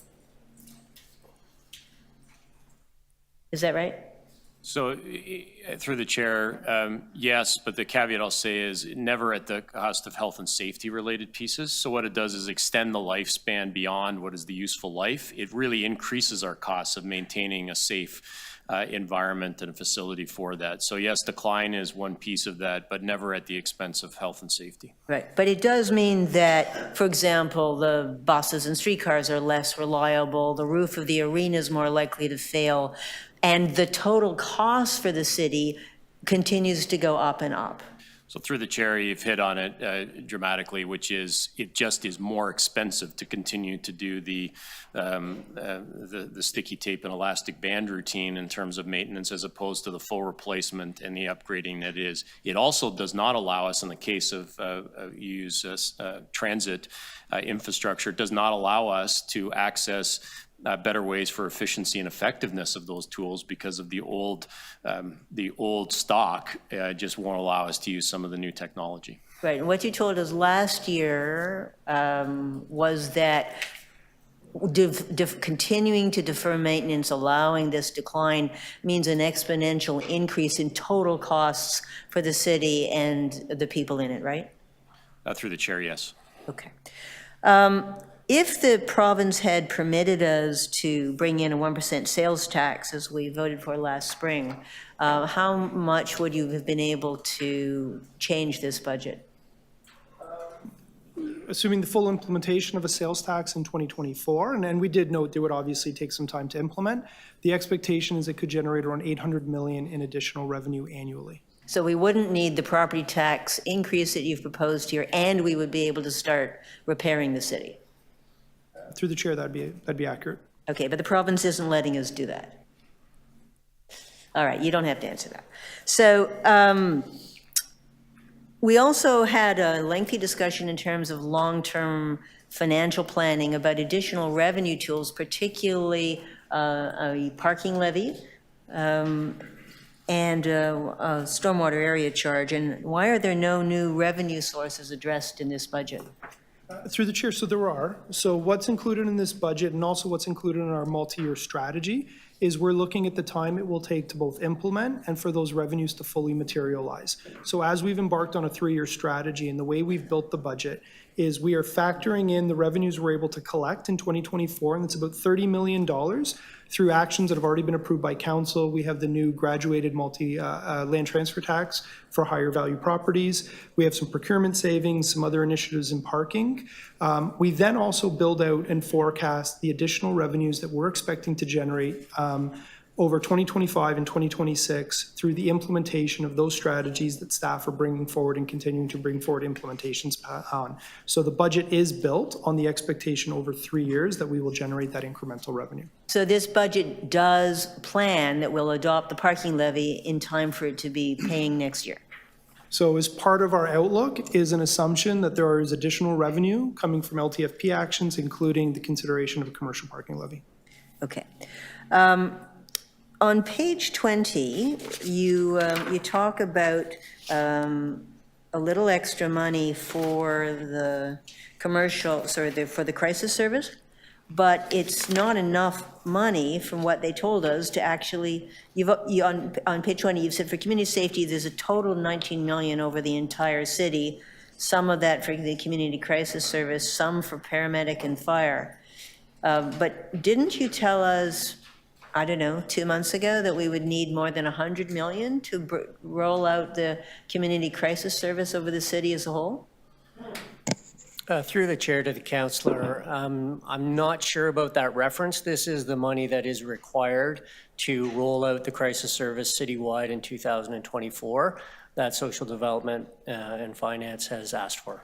Excellent, that's good news. Councillor Sachs, sorry, you're well over time. Even I lost track there. But I'll be asking for a second round if time allows. Thank you. Councillor Perruzza, I have you next. Thank you. Councillor Sachs dealt with sort of one side of the side of the equation that I wanted to deal with in terms of the notion that even if we do all of this stuff, the city continues to decline. I just want to focus in on the other side of the equation, the sort of the property tax side of it. So the way I read this is, so in 2025, you're projecting a further property tax increase of about 7%, correct? So we have some initial estimates for planning purposes in 2025 and 2026. Again, I think I need to stress these are for planning purposes Correct. only. No, I understand. I believe the numbers would be closer to 6.5 and then 5. 6.5 and then 5. But again, that would be subject to other actions that we would But that wouldn't include the city building component, that would be on top of that, right? So again, this speaks strictly to the supports we would need on the operating budget, aside from the city building fund. So, right, so that's for those two. And in terms of your land transfer tax, I'm not really understanding that here. How is that, how are you projecting that going forward this year and 25 and 26? What do you think is going to happen there? So we've actually taken a reduction to the land transfer tax in 2024. And again, that's based on some of the experience that we've seen over this year where we've really benefited. How much? I can pull the exact number. Maybe I can ask our team of financial planning to give you the exact number. Chair, the MLTT revenue for 2024 is expected to be gross revenue $900 million. So it is about $48 million less than 2023, budget to budget. 48 million less than 2023. And then in 25? So again, when we're going to model it based on our 2023 experience, and we're projecting that. We've taken a different approach to MLTT. What we've done over the last couple of years is we've tried to safeguard the city from the volatility that you see annually. And while we had traditionally last year a $950 million budget for land transfer tax, only $725 million was actually directed to the operating budget. So again, what we've done is we built essentially a buffer in the budget, and the additional funds above that contributed directly to our capital program or to capital reserves. That gave us the ability to manage any decrease in revenue, especially what we saw this year, in a way that over a longer period of time, you could expect a rebound, and it's a lot easier to manage those challenges in the capital plan. So as a result of that. That's great, because that'll take out some of the peaks and valleys that would cause going forward. So that's good that you've thought about that. Inflation. So what do you see this year and then next year and the following year? Like, what do you? So we track, what does that look like? We track inflation for the Toronto census area on a monthly basis, consistent with what we've done every year. We will look at the trailing average. No, but with the numbers. So what number did you plug in this year? What number did you plug in there? 4.2% is the number that we saw based on the trailing average was 4.2%. In 25? We have some, I'm going to turn to Anthony to give the projections for next year. Through the chair, the projection for the CPI in 2025 is 3.5%. 3.5 and 26? I'm just looking at that, my staff, just a second. So it probably roughly around, Around the same same. range, in the order of 3%. What have you done for interest rates? In terms of interest rate, what we see the experience at the end of 2023 is at 5%. Yeah. So you know what, you're right, there isn't enough time here for me to fully understand what that means, but I will. And so let me ask you this last question. So in this term of office, I'm adding this up, and you're going to ask us to increase property taxes by over 30%, right? 7.5 last year, 10.5 this year, 7, 6, and roughly it'll represent a property tax increase of, I don't know, 31, 32, 33%, the way you're basically outlining. And the city is going to continue to decline. Like, wouldn't you agree that this isn't working and we need another plan, right? We've been saying it for some time. I think through the chair, the long-term financial plan, laid that out. There have been initial steps in terms of additional resources for key services from the provincial government. We hope the federal government will follow suit. We need different revenue tools. The reality is you can't absorb the impact of the COVID-related costs and all of the other things that are going on in Toronto strictly on a property tax base. We say that over and over again, yet there is slow incremental movement. So why do you keep recommending increasing property Councillor, taxes? that was your last question, It's not so I'm working. Why do just you keep letting doing it? staff complete their answer. 'Cause So you're out through of the time. chair, at the end of the day, we Last have question. limited tools. So there are two choices for us. We can present to you, and it's for your consideration ultimately. Council will determine the tax rate at the end of the day. We put forward for you all the ways that we can mitigate. We have worked very hard with you in terms of intergovernmental work. We continue to talk about the need for a fundamental change in revenue tools. But the bottom line is we have then what's left over, we have two choices: property taxes and some fees, or we can look at reducing services. We've chosen this year not to from a citywide service perspective, and Windrose is not a citywide service, but from a citywide service perspective, not to reduce those in any meaningful way. And therefore, we're left with a property tax increase to cover some of the difference. Thank you, Mr. City Manager. Thank you, Councillor Perruzza. Okay, tense up. First, budget questions from our new councillor. Councillor Candeval, you're next.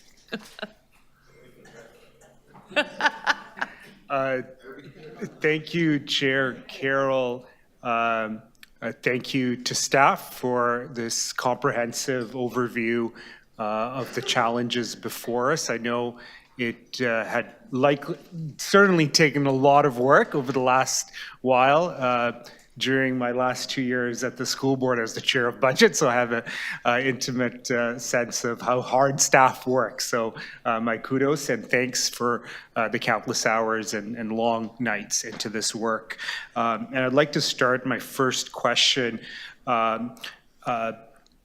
around some of the values that help frame this draft proposal along the voices we heard during the community consultations and prioritizing the most vulnerable and the important services that's accessible to those who are vulnerable. And my concern, to build on previous councillors, we have public statements for our senior strategy. We're seeing considerable demographic change. I think in our senior strategy, it says that we're headed towards more folks who are 65 and above compared to those 15 and below. And we've made a commitment in that strategy that how do we make city services for seniors easy to use and navigate and to improve their quality of life. And in that, I asked through you, Madam Chair, how do we reconcile cutting or at least proposing to cut the Windrose service in light that so many seniors, especially with these changing increased demographics, sustain that in light of our commitments to those who are most vulnerable and our commitments to aging in place? So through the chair, it's never easy when you put forward changes to service. The principle we did use was about citywide services. So, and as I've mentioned, the Windrow Clearing is not a citywide service. obviously this is put forward as a possibility. We're looking at ways to reduce costs. We're looking at ways to bring in new revenue. We're looking at ways to best utilize a property tax increase to maintain the best basket of services possible. And you'll ultimately have to decide whether that mix is accurate or not. I will say that more broadly, we have prioritized ways that we can help older adults, and transit is an example of that. We really need to think about a way that we can move people as they age, and potentially for those who have been driving for many years no longer have access to that vehicle. We have created through changes at Toronto Community Housing, a seniors housing corporation, which is going to prioritize the 15,000 seniors who live in seniors-only buildings at the Seniors Housing Corporation and their needs. And we'll continue to do that work. So yes, on that particular service, Councillor, that's a decision that we've placed for consideration within this budget. It wasn't taken lightly, but our goal was to protect citywide services as best as we could. I appreciate that reflection and looking at matching our values to our investments. I have a second question. To give us a quick example of when we look at the $250 million needed for asylum and refugee seekers, where's the bulk of that expenditure going? Is it into new shelters, the building of new shelters, or is it a transaction with other providers?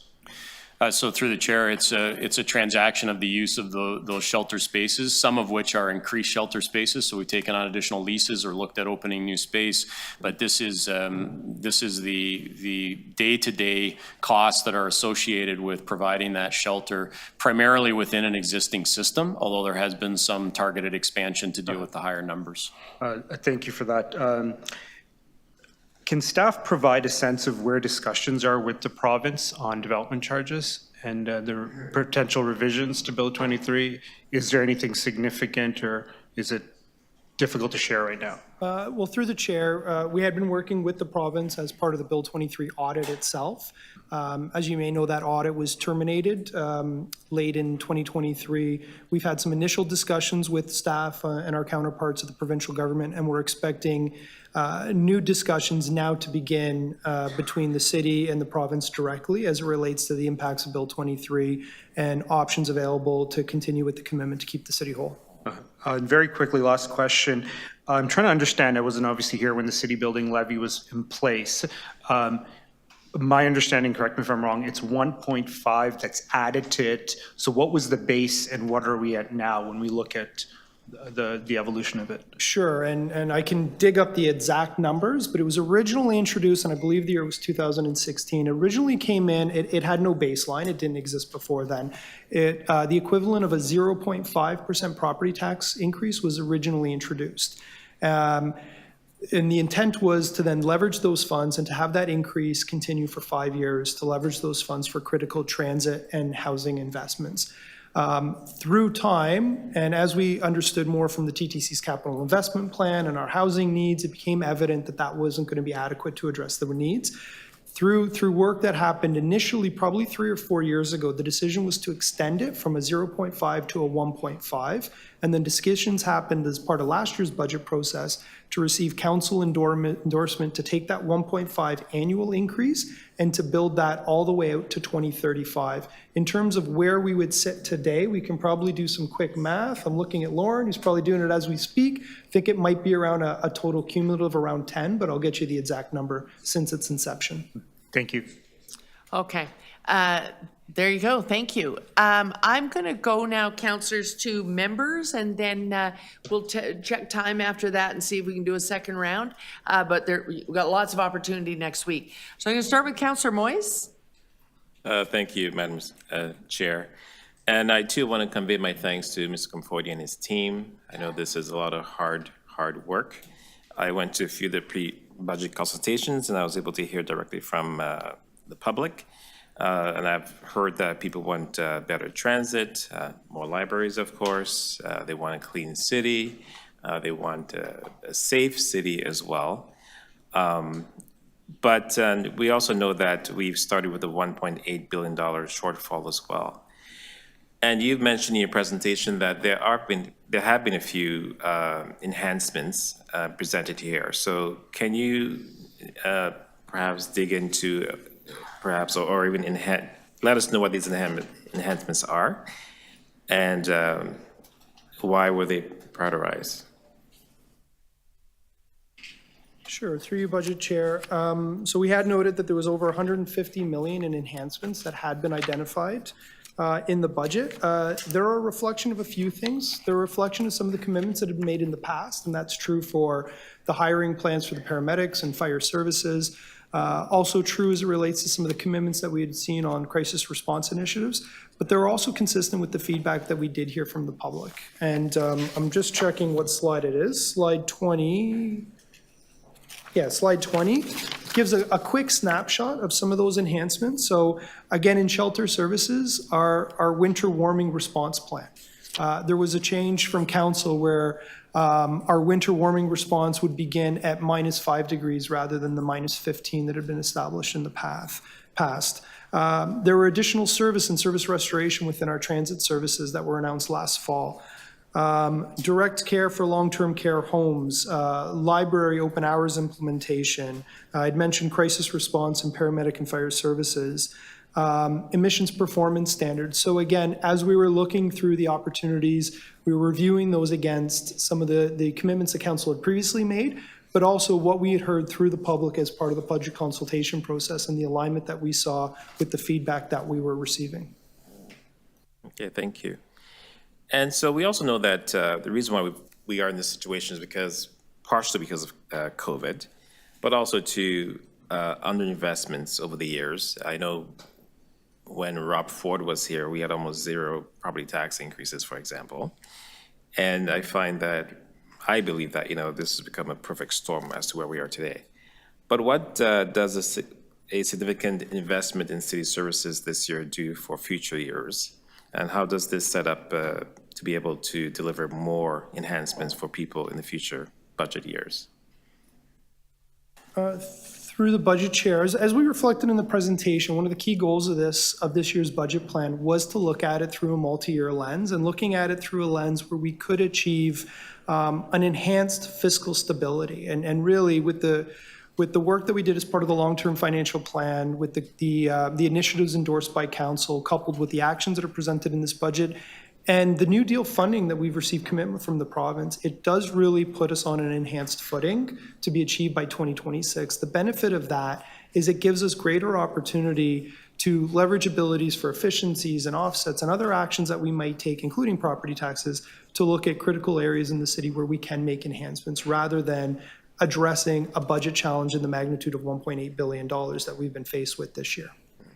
So do you expect that in year 2025, 2026, there might also be a slight property tax increase as well? So we do expect that there would continue to be property tax increases in both 2025 and 2026. And again, that's part of the longer term strategy that would take us to that financial stability. One of the key differences, and especially with the work we're doing this year in looking at transitioning those sustained COVID impacts to the property tax base, is it really ensures that, unlike the experience that we've had this year, where the aim and the goal was really around preserving and maintaining services, it opens up a lot more flexibility in terms of our budget planning, whereby we wouldn't be as reliant on reduction options and offsets simply to maintain and protect the services that we deliver. And since I have a few seconds left, and I think Councillor Sachs mentioned this as well, but in regards to the 1% sales tax, are there still conversations with the province around that? And I know that you had some council direction to actually pursue that, but one of the things I've heard from community is that perhaps we should look at the GTHA property tax increase. Because one of the concerns I've heard was that, people may just cross the border to Mississauga or Brampton and shop there because they'd save the 1%. So through the chair, the growth-related taxes, and sales tax is one, but income tax is another, is an area that we need to continue to explore. In terms of the New Deal discussions in the fall, much because of the time frame we were under, it was not a part of the discussions at all. We continue to have, as part of that deal, a commitment to each other to look at what the longer-term sustainability plan looks like, and we continue to advocate that growth-related revenue streams are what cities need. We are further supported in that endeavor by a number of other organizations that take into account other municipalities. So the Federation of Canadian Municipalities, the Association of Municipalities of Ontario, all are also working on how we advocate collectively. Because I think you're right, while Toronto could have some specific pieces which may work in Toronto, you wouldn't want to set up a situation where there is simply a jurisdictional jumping at the border of Mississauga, at the border of Durham or York region, that we simply jump over the border in order to avoid this or that. So I do believe that the growth-related pieces are more of a broad municipal ask that we should have. I think Toronto has continued to take a leadership role in those discussions, but we need to work with our municipal partners to see that come to fruition. But make no mistake, we never left it. What was clear is that in the terms of the New Deal in the fall, those were not discussions that we were going to have in the context of that very short window of discussion. Okay, Councillor McKelvey is next. Thank you. What is the balancing strategy if the federal government doesn't step up with the $250 million for refugees? So through the chair, we would have to look at a combination of things. One of the pieces we have put out there is that it's equivalent to a 6% property tax increase. That's the general, it's at 42 million a percentage point. That's what it would be. That's not to say that is the staff recommendation as to what we would need to do. There's a number of things. For one is, I think we would need to review what our service level of commitment is going to be around this. As Steve pointed out, the other side is this is based on today's numbers. Where are the numbers going? The second piece is we could look at other strategies within our portfolio of what we have to how we could mitigate some of those costs, either in the short term or the long term.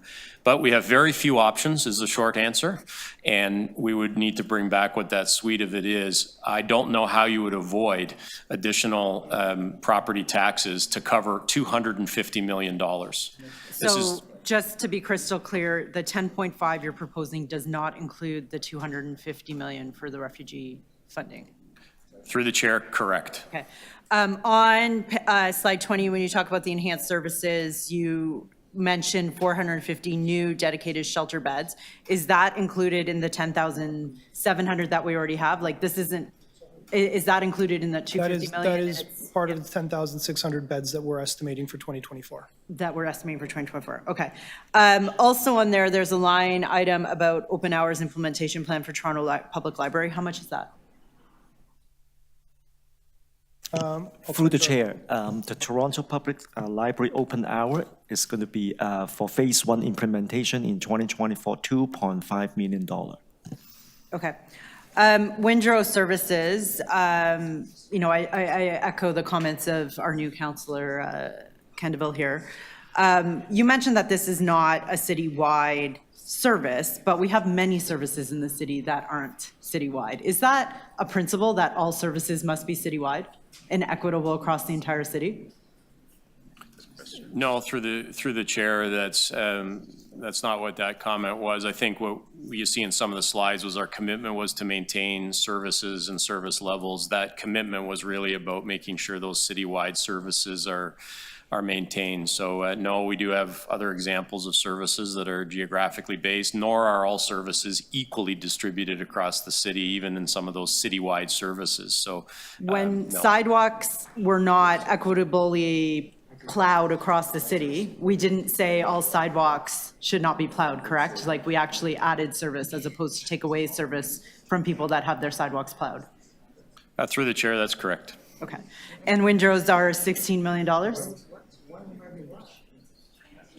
Through the chair for a full year, yes. And it will be very crystal clear to us next week, any additional service cuts or impacts that are in this budget? Yes, through the chair, the divisional budgets will indicate those service levels. The transition to multi-year budgets, when will we expect that? And would that include certainty around expected property increases year over year? So through this budget process, what we've done is we've built the multi-year approach based on estimated property tax revenues really for planning purposes. What we'll bring forward to council is we'll seek endorsement and approval for the 2024 rate increase. It's not much different than what we do with the City Building Fund or what we do with the Toronto Water and Solid Waste rates, where you build and model based on expected increases over the next, in their case is 10 years. In this case, we would apply it over 3 years. So it's really around taking a consistent approach rather than setting pre-existing approvals, which are challenging from a governance perspective. Okay, you mentioned that we still have to continue work through the new deal for the Gardner. What will be the approvals process for the redistribution of that fund? So how will council weigh in on that? So again, it would depend on the timing. My initial expectation is we would likely have an opportunity to do that through the budget process. But again, it would be subject to the timing and completion of the due diligence process itself. Okay, and have we done a jurisdictional scan of other property tax increases? So I will point out Vancouver was 10% last year, getting that out there. What have we seen in other municipalities? Like, we are not unique in the structural deficits that we face. I can start. I do know we've contacted our colleagues in other municipalities. We have some initial estimates that have been provided them, but nothing public. We are seeing across the board, municipalities are continuing to face the same challenges we're facing. They're facing it as it relates to the structural deficit resulting from the limited taxation powers that municipalities have, but also many municipalities are dealing with the same challenges we're facing as it relates to refugee response actions. And while I don't have their exact numbers and can't confirm where ultimately their councils will land, we are hearing uniformly across the board that there are significant challenges and pressures in neighboring municipalities. Okay, thank you. Okay, thank you, Deputy Mayor. I have Councillor Chang next. Thank you, through the chair. Thank you so much. I know you've probably sacrificed your holidays even to spend a lot of time to put this together. It's a very complex. I often say that the City of Toronto's budget and population is the size of a province. So you're actually functioning as ministers, even though you don't know it. So my question to you is, we've heard about the state of good repair backlog, and this budget, for many, when they hear 9%, is going to feel like a stretch. We're stretching, we're asking for more, but at the same time, we are really just maintaining a mediocre standard that's not actually excellence, because we can't get there unless we actually make meaningful reductions in the state of good repair. Would you say that that is true, that this is not the excellence that we aspire to, but we're still stretching just to maintain this? Through the chair, I think I can say state of good repair is one of my primary concerns here in the city. And I think those of you that have worked with me for a while know that that's an area that we continue to focus on and continue to bring strategies forward to be able to address. I was proud of the fact that we were able to add $1.8 billion to this budget, but then at the same time challenged by the fact that cost escalation and additional challenges, even with that added investment, was seeing the number continuing to grow. We are fully committed to continuing to take actions to bring that number down, and we've highlighted a few of those in the presentation. The first is our single biggest SOGR liability is the Gardner. With the upload of that to the province, that is going to give us additional flexibility that will allow us to bring that number down and make it in those areas that we've seen significant growth, and that's in transit, that's in our city facilities, that's in our parks investments, and transportation infrastructure. So that is going to be a focus in an area. We're also embarking on two really critical initiatives that are going to help in that. One is we've got our team in financial planning that's advancing the work on our capital asset management plans, consistent with provincial regulations. That's going to go a far way in really directing when is that optimal time and the prioritized time to make investments in infrastructure to limit the growth. We're also building, and we mentioned this part of the long-term financial plan, a capital prioritization framework. The work on that is going to begin really now that the budget's landed tomorrow. So that is going to help direct how and when and where we make those critical investments, with the goal being that we're not just advancing SOGR, we're advancing the critical areas of SOGR to improve the city. So while I'm disappointed that you continue to see that number grow, I am confident that there's actions and efforts that we're going to continue to take to be able to bring that number down over time. It just feels like we're bailing water. The ship is still sinking. It's exponential growth, and it does feel like a loan against our children, because at the end of the day, they inherit this incredible hole that we are not able to fix. But I wanted to just move on. You know, there are people who hopefully have tuned in from across the city, and the term structural deficit is not necessarily widely understood, but it's actually built in that when you enter the city and you look at the budget, we face a structural deficit, and that's coming out of the gate without us even doing anything. Can you explain in layman's terms, what is a structural deficit? Yeah, sure. And I'll have to kind of put my hat back on from the budget consultation sessions, because I know this was something we discussed quite a bit at that time. At its core, we talk about the $17 billion in gross expenditures. So that $17 billion every year in a municipal budget will grow, you know, no different than I think what the general public will see due to inflationary pressures. So you see that growth, unique to the city and very much unique to Toronto. On top of it, you see growth in terms of added demand for our services. So that $17 billion not just grows annually from inflation, it grows because there's added demand and for supports and city services. Well, our property tax base is our primary source of revenue, and our property tax base cannot grow at that same level. And unlike the federal, municipal, or provincial governments, we don't have revenue tools that grow with the economy and grow with that added demand or with that inflationary. And what that does is it means, while our property tax base grows, you know, at roughly, you know, what is approved by every council every year, or modest assessment grows, it can't keep up. And that growing delta between the two numbers is what we refer to as our structural deficit. And really, since the start of my time here at the city, it's been a challenge we've had to address. And what makes this year so much different is it's compounded by the sustained impacts of the pandemic. It's compounded by added inflationary pressures. I want to squeeze in one more question. I'll stop. Sorry, yeah. Thank you. And then we're going to do a time check. Just one last question. You know, we've seen across sectors, massive layoffs have come. Financial, grocery stores. I'm just wondering, in a time where so many people are cost cutting and we are making some changes, but it's not as visible because we are trying to maintain services. What are the areas that we have really tightened things up? Because I think a lot of taxpayers want to know, are we efficient in our expenditures? And how would they be able to assess that as a non-professional finance expert? How could someone look at our budget and understand, are we efficient with tax dollars? Yeah, through the chair, and I'll start. So we had mentioned this year's budget that includes $620 million in reductions and offsets. While we did embark on the process with the goal and aim of preserving and maintaining services, we were looking in those areas to try to find opportunities to find those reductions and offsets. And we will have the programs coming in next week, and they can speak to specific actions that they've taken within their areas. But collectively, we've seen $180 million in savings through line-by-line actions alone.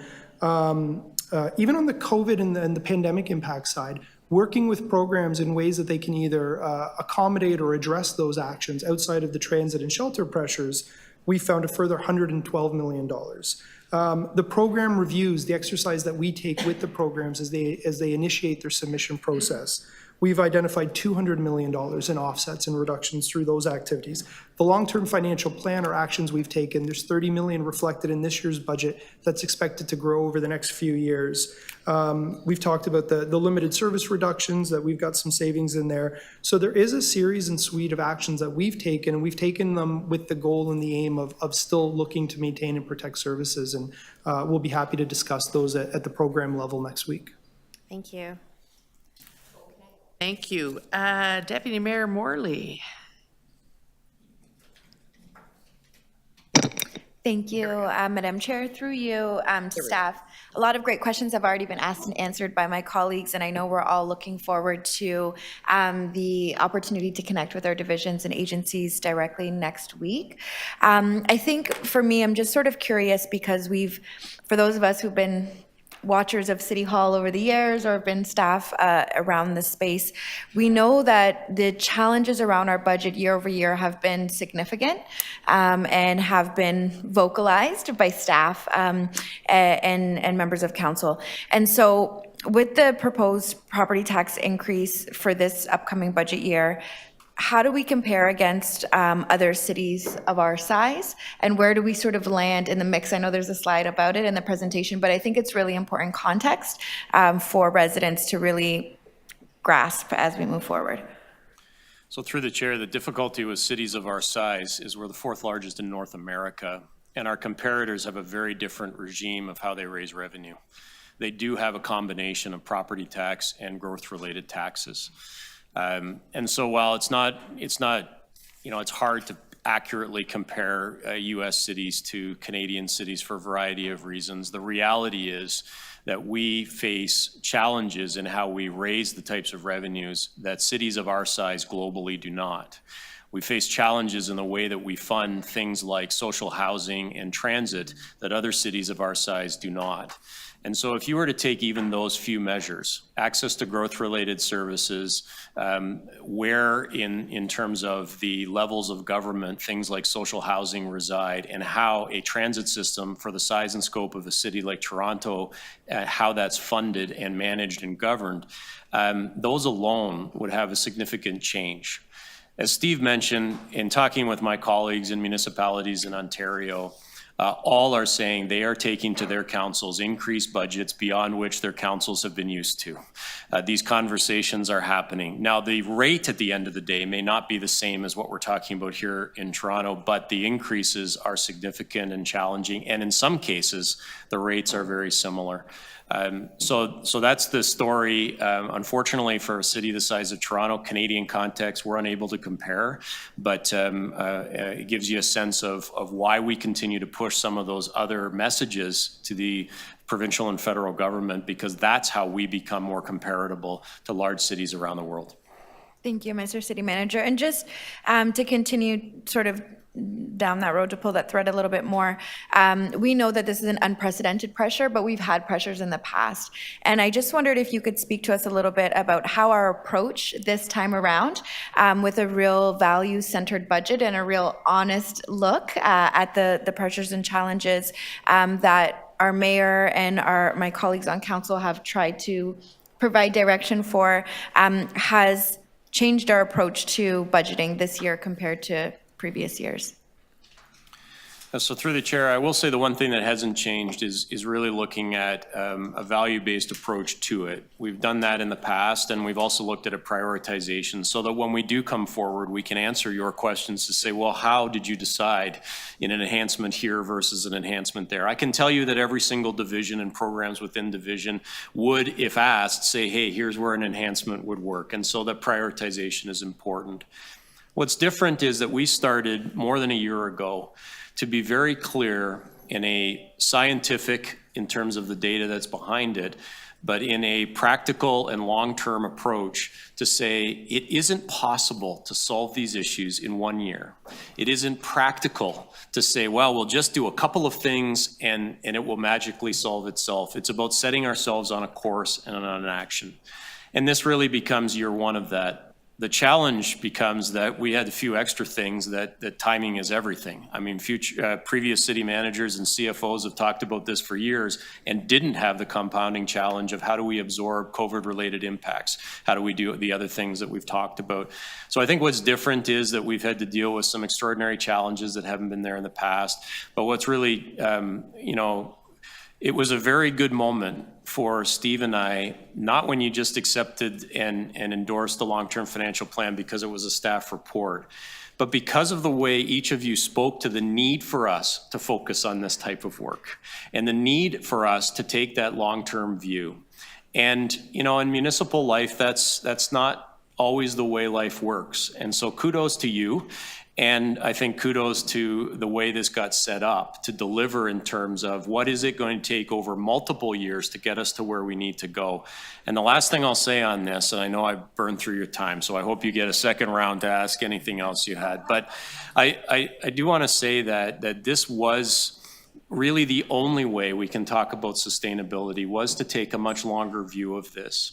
And so that's why I have some confidence. There will be some rough moments. Whether we've Whether we've presented, fully accurately what will work for you this year is what these next few weeks will be about. And then you will also reflect on what the mayor brings forward as she presents her proposed budget. So this is always a dialogue and a discussion. But I think what we all agree on, and I've heard it from you as we've talked individually, is that no one is suggesting for a minute that we can deal with it this year or next year and just make it go away, that this is about a long-term commitment, and that's what we start.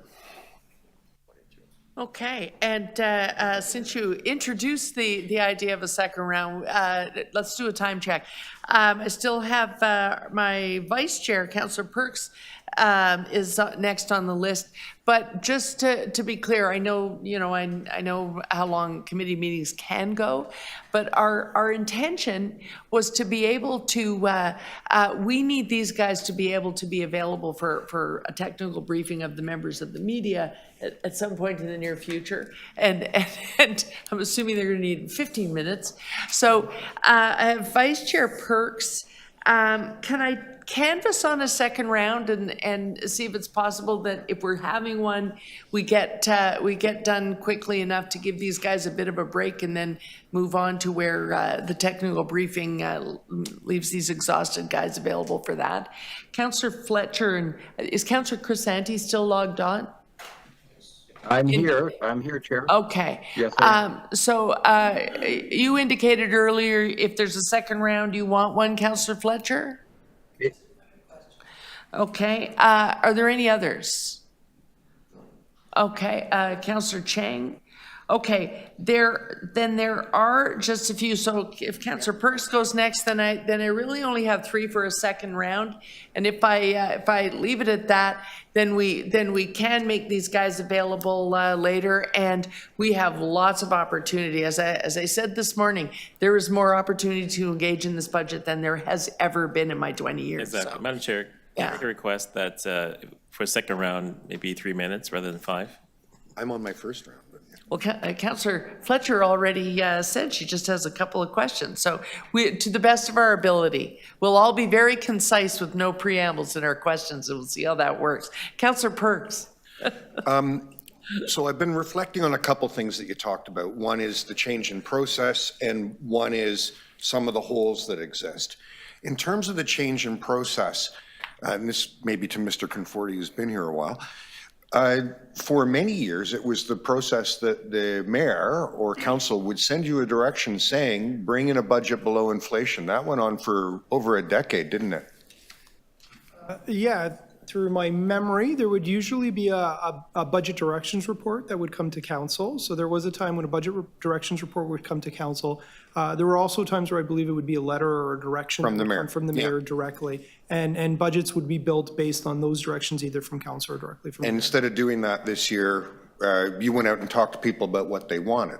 That's where we got our budget direction, if you will. A major difference that you would see in this year's budget that I haven't experienced in the 17 years I've been in the city is we did pre-budget consultation. So, we would routinely have deputations or even budget town halls after we've launched the budget. The difference this year is we went out and had 16 sessions across the community on pre-budget consultation. So in those years when you were getting letters from mayors, they generally would say 0 or below inflation or something like that. So I think in 2011 we had 0, and 2014 we had 1.5, and 2016 we had 1.7 or something like that. And those were well below inflation. What did those decisions to not keep our revenue up to inflation, how has that contributed to the hole we're in now? Well, I think it's fair to say, the ability to build the property tax base is going to be dependent on past decisions that were made overall. I do think, and just reflecting back on, I believe, the 2011 years or so, there were also reductions in certain services, and I know in many of those instances, those would have come back in future years and put additional pressure on the budget and additional pressure against actions that would have had to taken, or how, growth we would have seen in land transfer tax revenue would have been directed, rather than it being potentially directed to capital investments or other actions that we've taken more in the recent term that would have had an impact across not just our operating, but our capital program. And to the city manager, along similar lines, I've been around for several conversations with other orders of government about, we need you to toll the gardener or this or that or some other way to help us. Have you ever heard them come back to us and say, why should we give you money when you keep cutting your own taxes? Through the chair, no. No? Oh, that's what they say to me.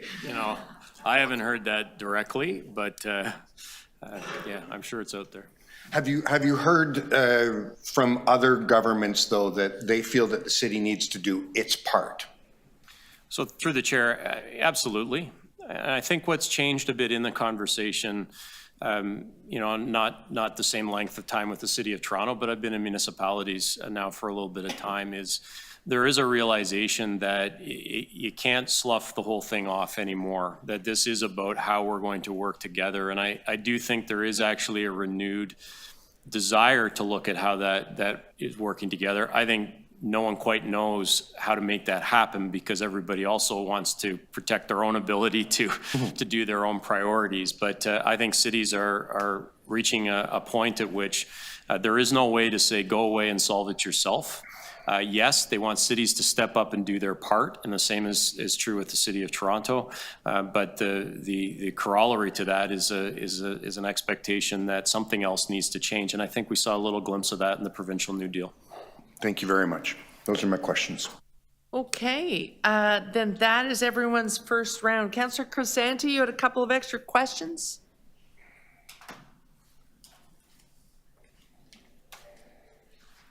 Yes, sorry, I just had to, unmute myself.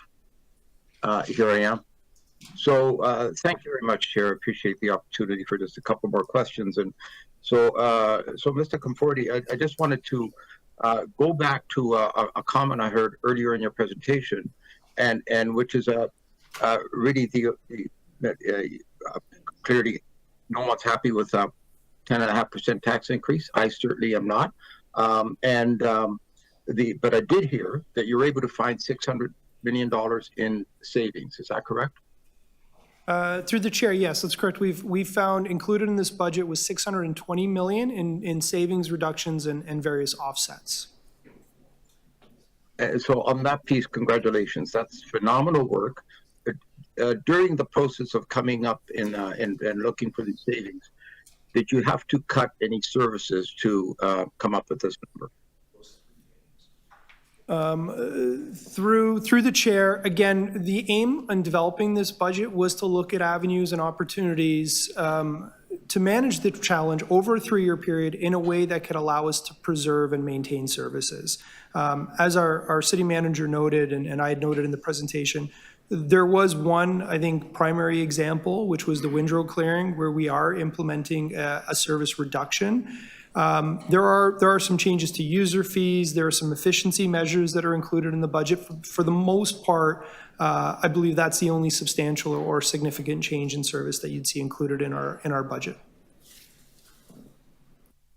So I think I know the answer to this, but do you think, Mr. Conforti, that you've taken this as far as you can in terms of finding savings? If you were asked to go back and look for another $200 million in savings, which will equal about approximately a 5% potential reduction in taxes, because I believe 1% equals to $40 million.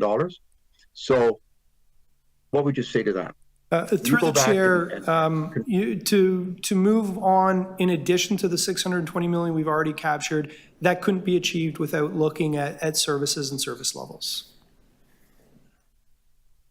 All right, let's quickly on the 6% sort of black cloud, hovering over us, which is, it will be a terrible day in the city if we implemented an additional 6%, only because the federal government isn't at the table negotiating seriously and coming up with sustainable funding to help us with what we need, at that level. So between now and then, what is the plan between now and the 14th of Feb?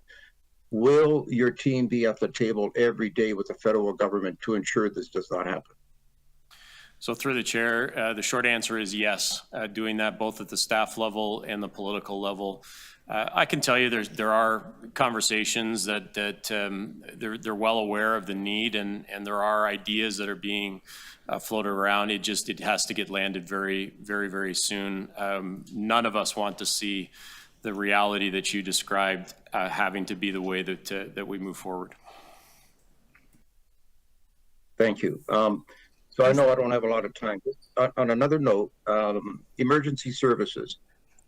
Through this budget, were you able to accommodate all the requests on the budgets with respect to emergency services when it comes to paramedics, fire, and Toronto Police? Through the chair, so obviously we would have continued to work and develop our budgets along with the city programs, paramedic services, and Toronto Fire. And what you see in front of you is a budget that reflects that collaborative effort. It also includes funding that continues to be able to advance the hiring plans on paramedics and fire services.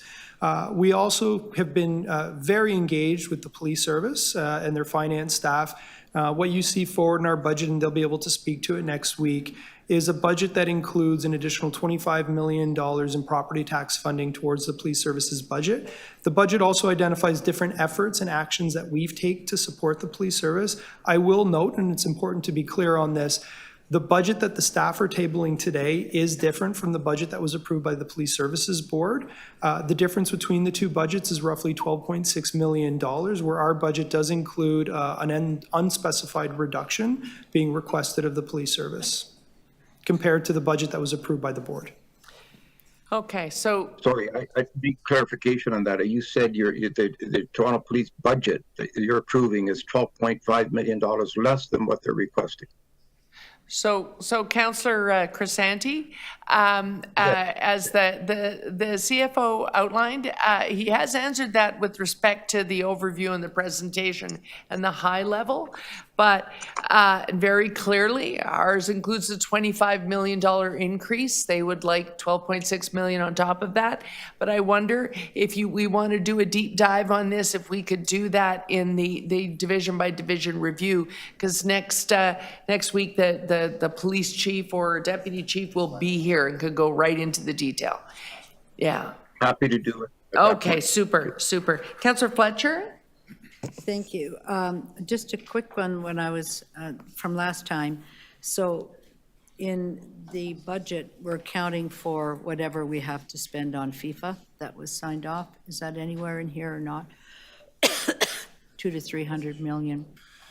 So through the chair, yes, whatever was laid out in the budget for 2024 would have been included in there, and there is some capital as well as operating. Thank you. Councillor Perks really tweaked me with his questions, which had to do with the number of budgets below inflation, and I think there's only 3 of us that were there in 2010 and then 2014. There's so many new people. In really understanding what they were might be very helpful for everybody. So and sorry, Anthony, yes, you were there too. So there's not a lot of us, but it's a very important issue to understand if we're talking about every budget's built on past, as you've told us, past decisions. So what were those past decisions and what were those numbers that were approved? I don't know if you can all read them out or if we could just get that at some point. Do you have that list? I've got a list it's a pretty comprehensive list that goes back to 1998. It might be more efficient for me to find another form to present. If you can find a way just to show us what that was and our understanding that those aren't our decisions today, but those were decisions of previous mayors and previous councils. And then as well, I think, again, on the city building fund, not many of us were here when that was set up under Mayor Ford in order to have money specifically go to the Scarborough subway. So I'm going to assume that some of the 1.5 is always directed to the Scarborough subway, or it's now in a larger basket? Yeah, and just for distinction, it is two separate baskets. So the Scarborough subway levy came in advance of the city building. Yes, I was there. Yeah, and it's separate and distinct. So that was 3 years of increases. It was 0.5, 0.5, and 0.6. That now generates annual funding that is set aside and put into the Scarborough Levy Reserve, where we have council direction to ensure we're committing those funds against the Eglinton East LRT extension. So how much is in the Scarborough Levy Reserve? We can pull that data. I don't have it in front of me. Anthony may have it. And through the chair, annually, the city collect Scarborough subway extension levy about $40.6 million. And since it was established? Yes, and then this revenue goes straight to the reserve to fund the future Scarborough LRT expansion. So what's the total amount since it We'll was get the started? exact dollar amount. I have to get the amount from so I have to get back to So you there's a on very that. large Scarborough Reserve for transit in Scarborough. And then the decision in 2022, well, not by this council, by a previous mayor, was to establish the 1.5, bake it in, and set it for the future for 10 years. Yes, and those funds have been collected, and again, those are separate and distinct from the Scarborough subway I amounts. understand. So thank you for clarifying that. Okay, that's it. Okay, thank you, Councillor Fletcher. Councillor Chang, you had a couple extra questions? Thank you, Chair. I just want to confirm, so if you have a... Oh, okay, I'll done. I do have you on the list, but you're after Councillor Chang? Yeah. Oh, sorry. For the second round, I'm just going by hands when they came in, because some of you had left your chairs and were wandering around, so I'm just going in the order of show of hands. Thanks. But we are getting into a time constraint, so keep it concise, folks, including the answers. Can I reset my time, please? Yeah. Okay, so if you have a home that's worth $700,000, this increase would mean $321 increase for the year. Is that correct? Yes, and I believe that's reflective of the operating rate increase, the 9% increase on the operating. Right. So on the capital side, is there also an amount that people will have to absorb? Yeah, Like, so is there a it's- calculation per household for that? Yeah, it's indicated on slide 31, and it's noted at $53. $53 per year? Yes. Okay. So that will be, close to $400 for a household per year with this increase. Is that correct? Through the chair, correct, and for completeness, also adding in the two rates as well. Okay. So one thing that is hard to capture is the impact of the loss of Section 37.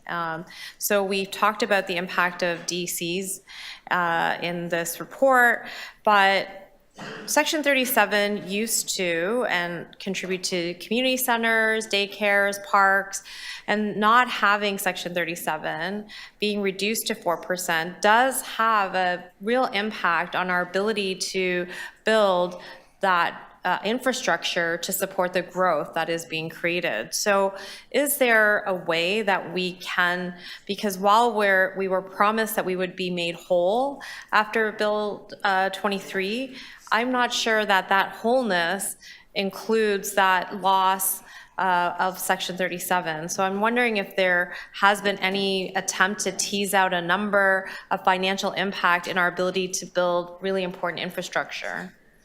Through the chair, so again, the commitment to be made whole was very much specific to the changes as it related predominantly to the development charges. The changes as they relate to Section 37 and moving to the community benefit charge had predated the Bill 23 announcement that impacted development charges. There has been no commitment on making us whole. There was a report that I believe we developed probably around 18 months ago or so that highlighted the amount of Section 37 funds we would have received on an annual basis in comparison to our projections and estimates on community benefit charges. And I don't have the exact delta off the top of my head, but it was substantial, and it obviously had an impact on our overall growth funding tools. So there is a number that we don't see right now, and it's our ability to contribute in a meaningful way from development into infrastructure. And it's not in this report, but it's there. And every time I sit down with a developer and try to get a daycare or get a contribution to things, and I'm capped at 4%, I hit that wall. So is there a plan moving forward to capture that gap? Because it really is affecting our ability to have growth support growth in our city. So I think you're hitting on one of the challenges that we've raised as we discuss our growth funding tools, and it is the fact that while there is a principle that growth pays for growth, the reality in the city is that it does not. And the funds that we capture through added density, added development, are not adequate to be able to offset the costs that we have, both predominantly on capital, to be able to support that added density. And it's a challenge. It's a challenge that exists in our capital program, and you see it when we present unfunded needs, and you see it when we present growth-related requirements. So I'm just going to pivot to one last question. Sure. In 2022, we had a $484 million shortfall related to COVID. In 2023, it was $933 million. And it seems to me that every year there is a need to go to higher orders of government saying, we are desperate, we need you to fill this hole. This year, we're saying to the federal government, 200 million so that we can get the other 200 from the province. How much did they kick in for last year's 933 million shortfall?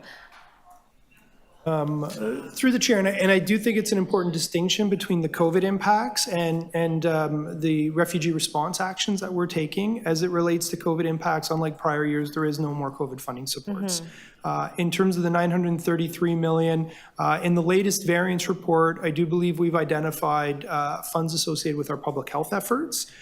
There was some kind of rollover funding, I believe, that we might have had within some of the other areas within the city. But for the most part, I believe our residual shortfall is about $818 million.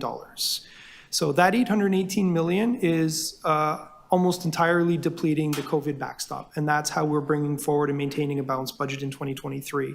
The approach in 2024, which is very different from the last 3 or 4 years, is we are no longer building a budget that assumes funding coming in to support those impacts. And the message that we had provided to all of our divisions and agencies is, as you build your 2024 budget, we need to identify the sustained impacts of the pandemic and transition those costs to the tax base. So the new normal now includes what you were I really quoted. need you to wrap up. Yeah. Okay, thank you. Yeah, okay, so Councillor Prutza, I need you to do the last of the second round, and then we really got to receive this puppy. I just want to. Go ahead. I just want to follow up on something that a line of thinking that some of my colleagues have got taken us on. So on page 22 of your presentation, right, you got this beautiful graph, so simple and neat looking. You got a Canada flag representing the federal government, you got a provincial flag representing the provincial government, you got a municipal flag, and then you got some numbers. Just explain that graph in a little more detail for us, please. Through the chair, yeah, this was a graphic that we used as part of the budget consultation process, and it was also developed as an extension of the long-term financial plan work we did. It identifies of all the taxes and fees paid to municipal, federal, and provincial governments, the amount of those that goes either to the federal government, the provincial, or the municipality. Okay, when municipalities, you mean the City of Toronto here, because it's the City of Toronto flag, right? We're showing it as the City of Toronto, but Right, this is not uniform. Mississauga, This is uniform across not Wawa. We just want to make sure. Okay, so what this graph seems to suggest is that Torontonians, and I just want to know if it's a fair characterization, that Torontonians pay a substantial amount of taxes. We just don't get enough back.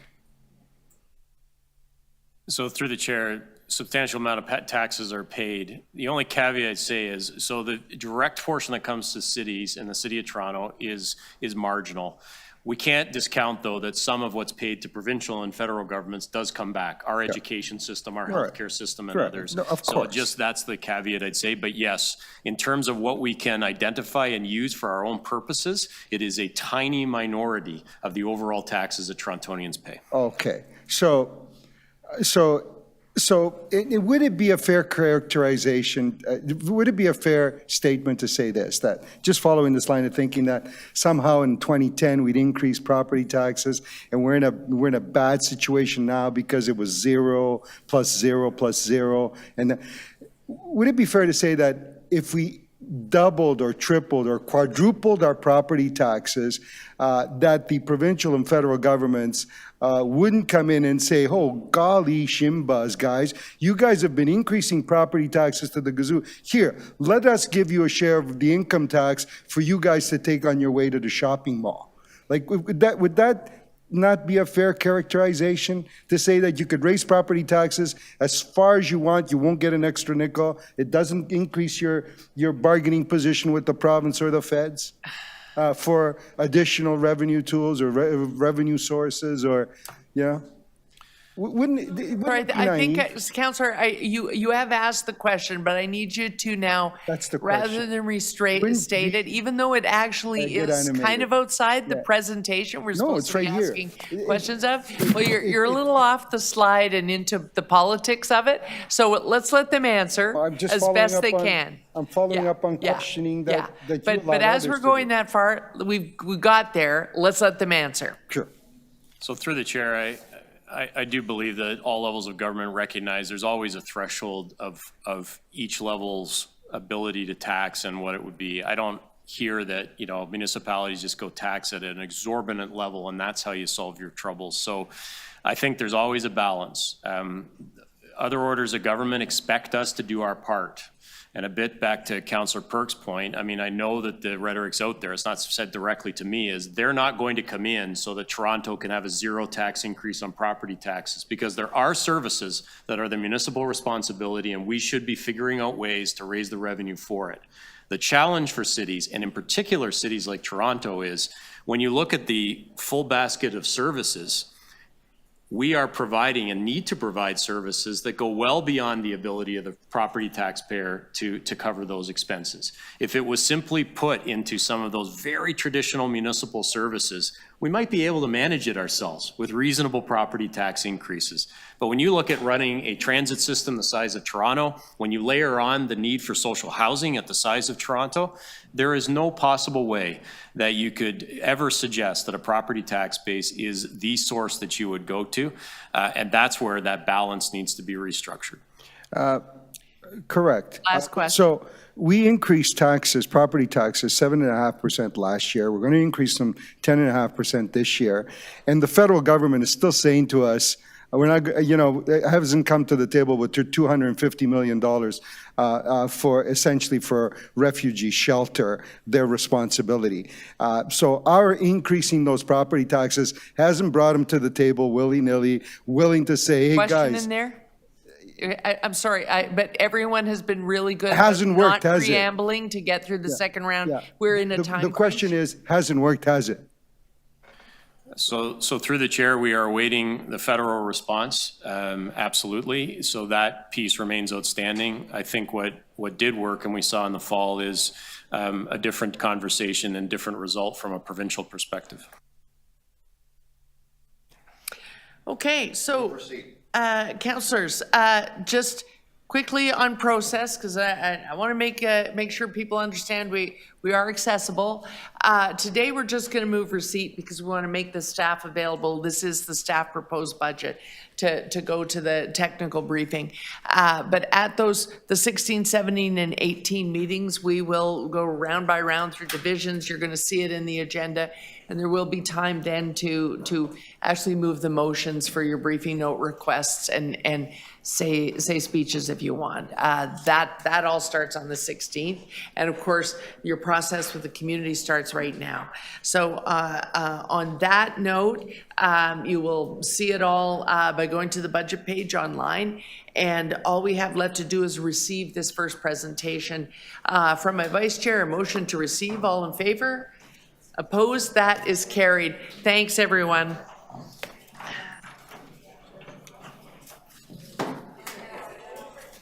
Nobody asked how much from last year's budget